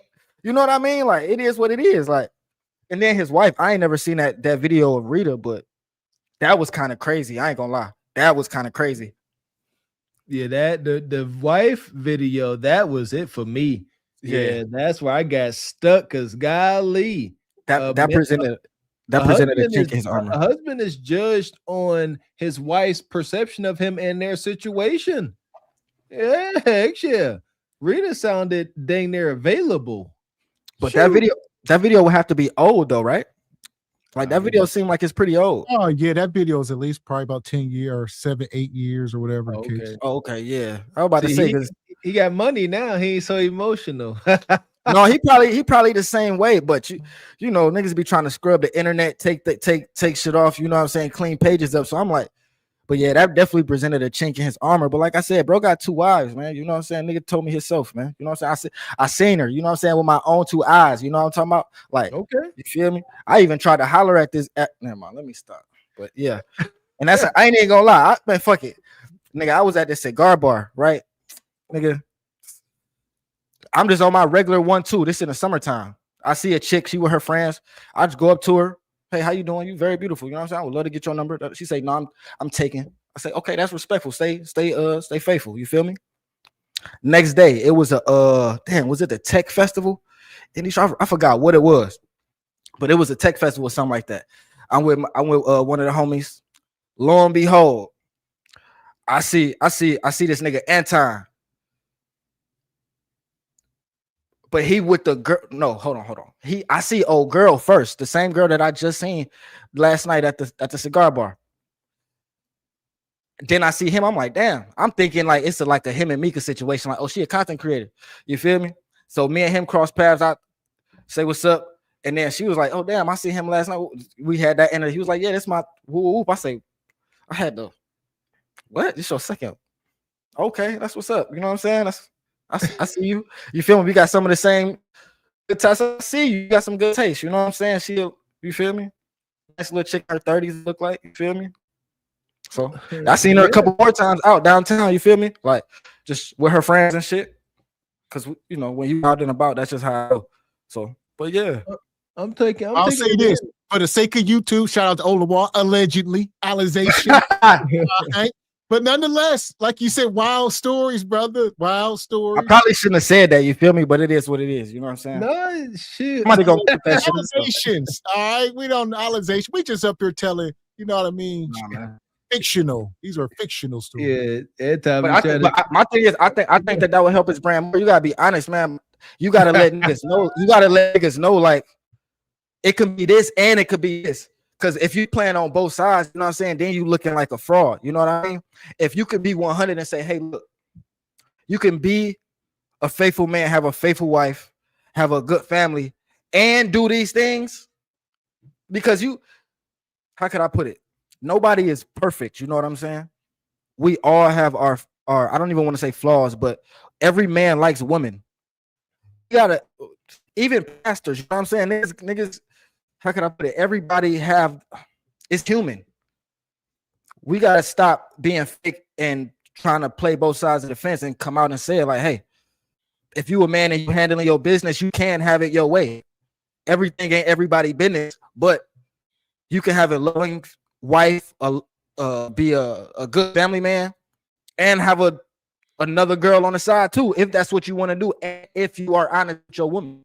You know what I'm saying? Like, fuck all that. Oh, I'm a one woman man shit. I'm a millionaire, man. Fuck all that. Okay, because these niggas be stuck in the thing like, oh, I gotta be a one woman man shit, and that should be driving niggas crazy. And then you realize you stuck in the fucking matrix, nigga. You know what I'm saying? Like, nah, you got to be honest with these young fellas. Let them know. Well, listen, brother, we appreciate you coming up, dropping the knowledge, the realizations, but we're here for it. Appreciate you. I got a lot of process. That's extreme in my little brain. Appreciate you, brother. And where we at here? It was Itchy Band. I seen you backstage, brother. I don't know where you went. I know you was trying to come up, but nonetheless, there y'all have it. All right. Where we at with the thumbnail? Yeah. Gone too far? Did Corey Holcomb cross the line with Anton's family? You know, most people are saying yes. There's a lot of yeah, buts. Even we might have said yeah, but here we are, nonetheless. I think it's a yes. There you go. Yeah. God dang it. Did he cross the line? I'm still stuck because I say he crossed the line. I'm all about desired outcome. He crossed the line. If Anton seeks, legal damages, wins, then he crossed the line.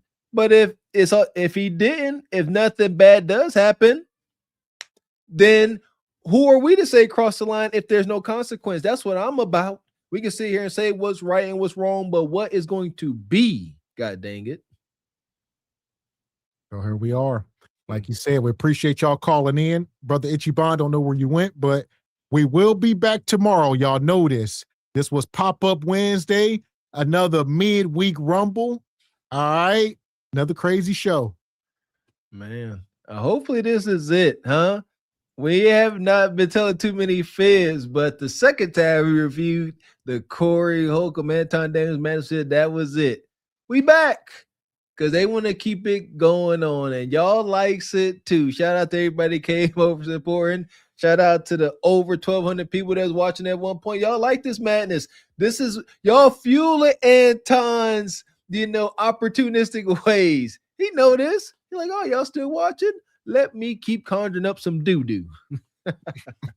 That part. And shout out to all the sponsors tonight that came through. Shout out to, who was that? Brother Soldier 251.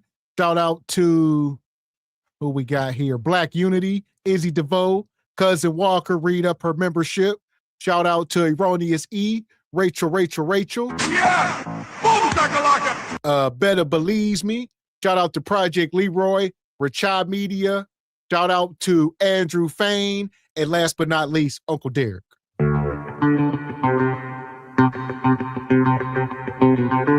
Big shout out to all Love Tonight sponsors. We appreciate y'all rocking with us like y'all do. We appreciate all y'all coming over. Make sure y'all hit the like and the subscribe button on the way out. If you don't, use a hating hater. All right, please and thank you. And I see Itchy Bear come in at the last minute. I'll say this, brother, you got about 60 seconds. What you got? Welcome up, brother. Good to see you, man. I don't know. I just wanted to give the opinion on it. I think all of that was calculated. The way I understand and hear it, I think he had a bodyguard for a reason. He knew he might need one. And he planned on getting something for the donation. I understood he gave a donation so that he could participate in that podcast that he was in. So he went in there with that total intention of doing what he did. Nothing was accident. I think it was all planned and almost went as he scripted it. On the other hand, Corey is a comedian. He's used to dealing with hecklers, so he was like, ooh, if he would just have to contain his rage long enough to get his composure. And now I think it's gonna be, kind of like the Chris Rock, what's his name deal? What's that other dude name? But not quite as high key. But I think we're gonna have something like that that's gonna be following the two of them around forever. But I mean, it's an online situation, and he put his daughter online on his thing. So I'm gonna say everything, any one of them that can be found is fair game. But Corey's a comedian. The stuff he got is made for people to laugh at. Anton, on the other hand, he don't want people laughing at his family. But that's what's going to happen now. Thank you for the 60 seconds. I think y'all agree. Appreciate you. Yes, sir. Good to see you, Chief Bond. Appreciate you. Always see you in the chat. Appreciate your support, man. Appreciate your old school. Yeah. Can nobody hear me? Can you hear me? Can nobody hear? Yeah, can't nobody. I don't know what that is. StreamYard's been wonky lately. I've been watching other shows and be like, okay, here it is. I can't hear that. So I don't know.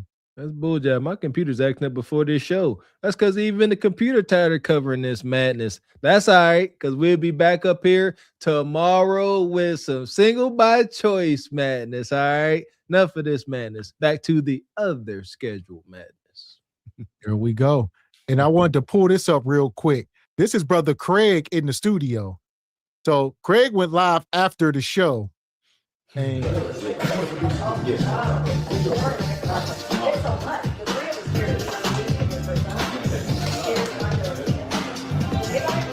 that's the 5150.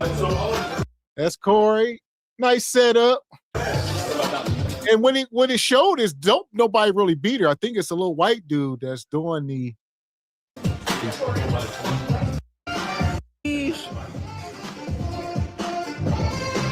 Yeah, no, them is bots. He got bots. Y'all check it out. I got a good. It's behind the scenes. It's the view he got right there. Bam. Bam, pussy ass nigga. He was sitting right here. That's the door. That's where I walked in at over there. So y'all get the view. The view we get. Morning, man. We're gonna do a morning show. It's 2:50. This the screen. Look how big the screen is. That's the screen right there. Use it. See, this the angle. This is where Antoine walked in right here. This where his bitch was sitting right here. That's a big old screen. Introduce y'all to the team, man. Behind the scenes. That's Abe right there. Yo, what up, everybody? It's Unseen Abe, Unseen TV. This is Abe. You already know. All right. That's the Abe that Corey, this is why Corey be disrespected, because it's him. So Corey like, we need to hire some production. This papa, you know, Abe back here, he just the homeboy. And then that's the other dude back there, big other brother. But yeah, this is the dude that be doing most of the engineering and producing. And like you said, he half-assing it, Corey. Yeah, come on, Corey. Over here sitting up under the steps. Like, absolutely, I don't know. They gonna figure it out. Shout out to building it and flying it. But that studio is nice. Yes. I want y'all to see how tall Phil is, man. I'm almost 6'3", man. Appreciate the donations, man. Stand up, Phil. Phil was a real NBA prospect, man. Yeah, man. That big Phil. That's the studio. All right. Maybe one day me and Mr. Walker gonna hit it big and we're gonna get our studio. All right, wait on it. As long as y'all here supporting, gonna come one day. When you stay ready, you don't have to get ready. That's why I come here on camera and I use my imagination. I act like I'm in front of a live studio audience every time. I'm ready. I'm ready for it. I'm trying to take what's his name? Steve Harvey. He still do a show? I want to take all Steve Harvey's gigs if I can. There we go. Yeah! But nonetheless, that was behind the scenes after the show. All right. Like I said, hopefully we could put the whole situation to bed. Did it go too far? Yes. Hopefully it's over. For now, I think it may take time. We may see more in the future. That's the thing. You know, this legal issues could be carried out over months and years. Just ain't no place to be mentally when you got life going on. You're trying to build as you flying it, progress, move forward, and you got pending court cases. Absolutely the F not. No, thank you. No, thank you.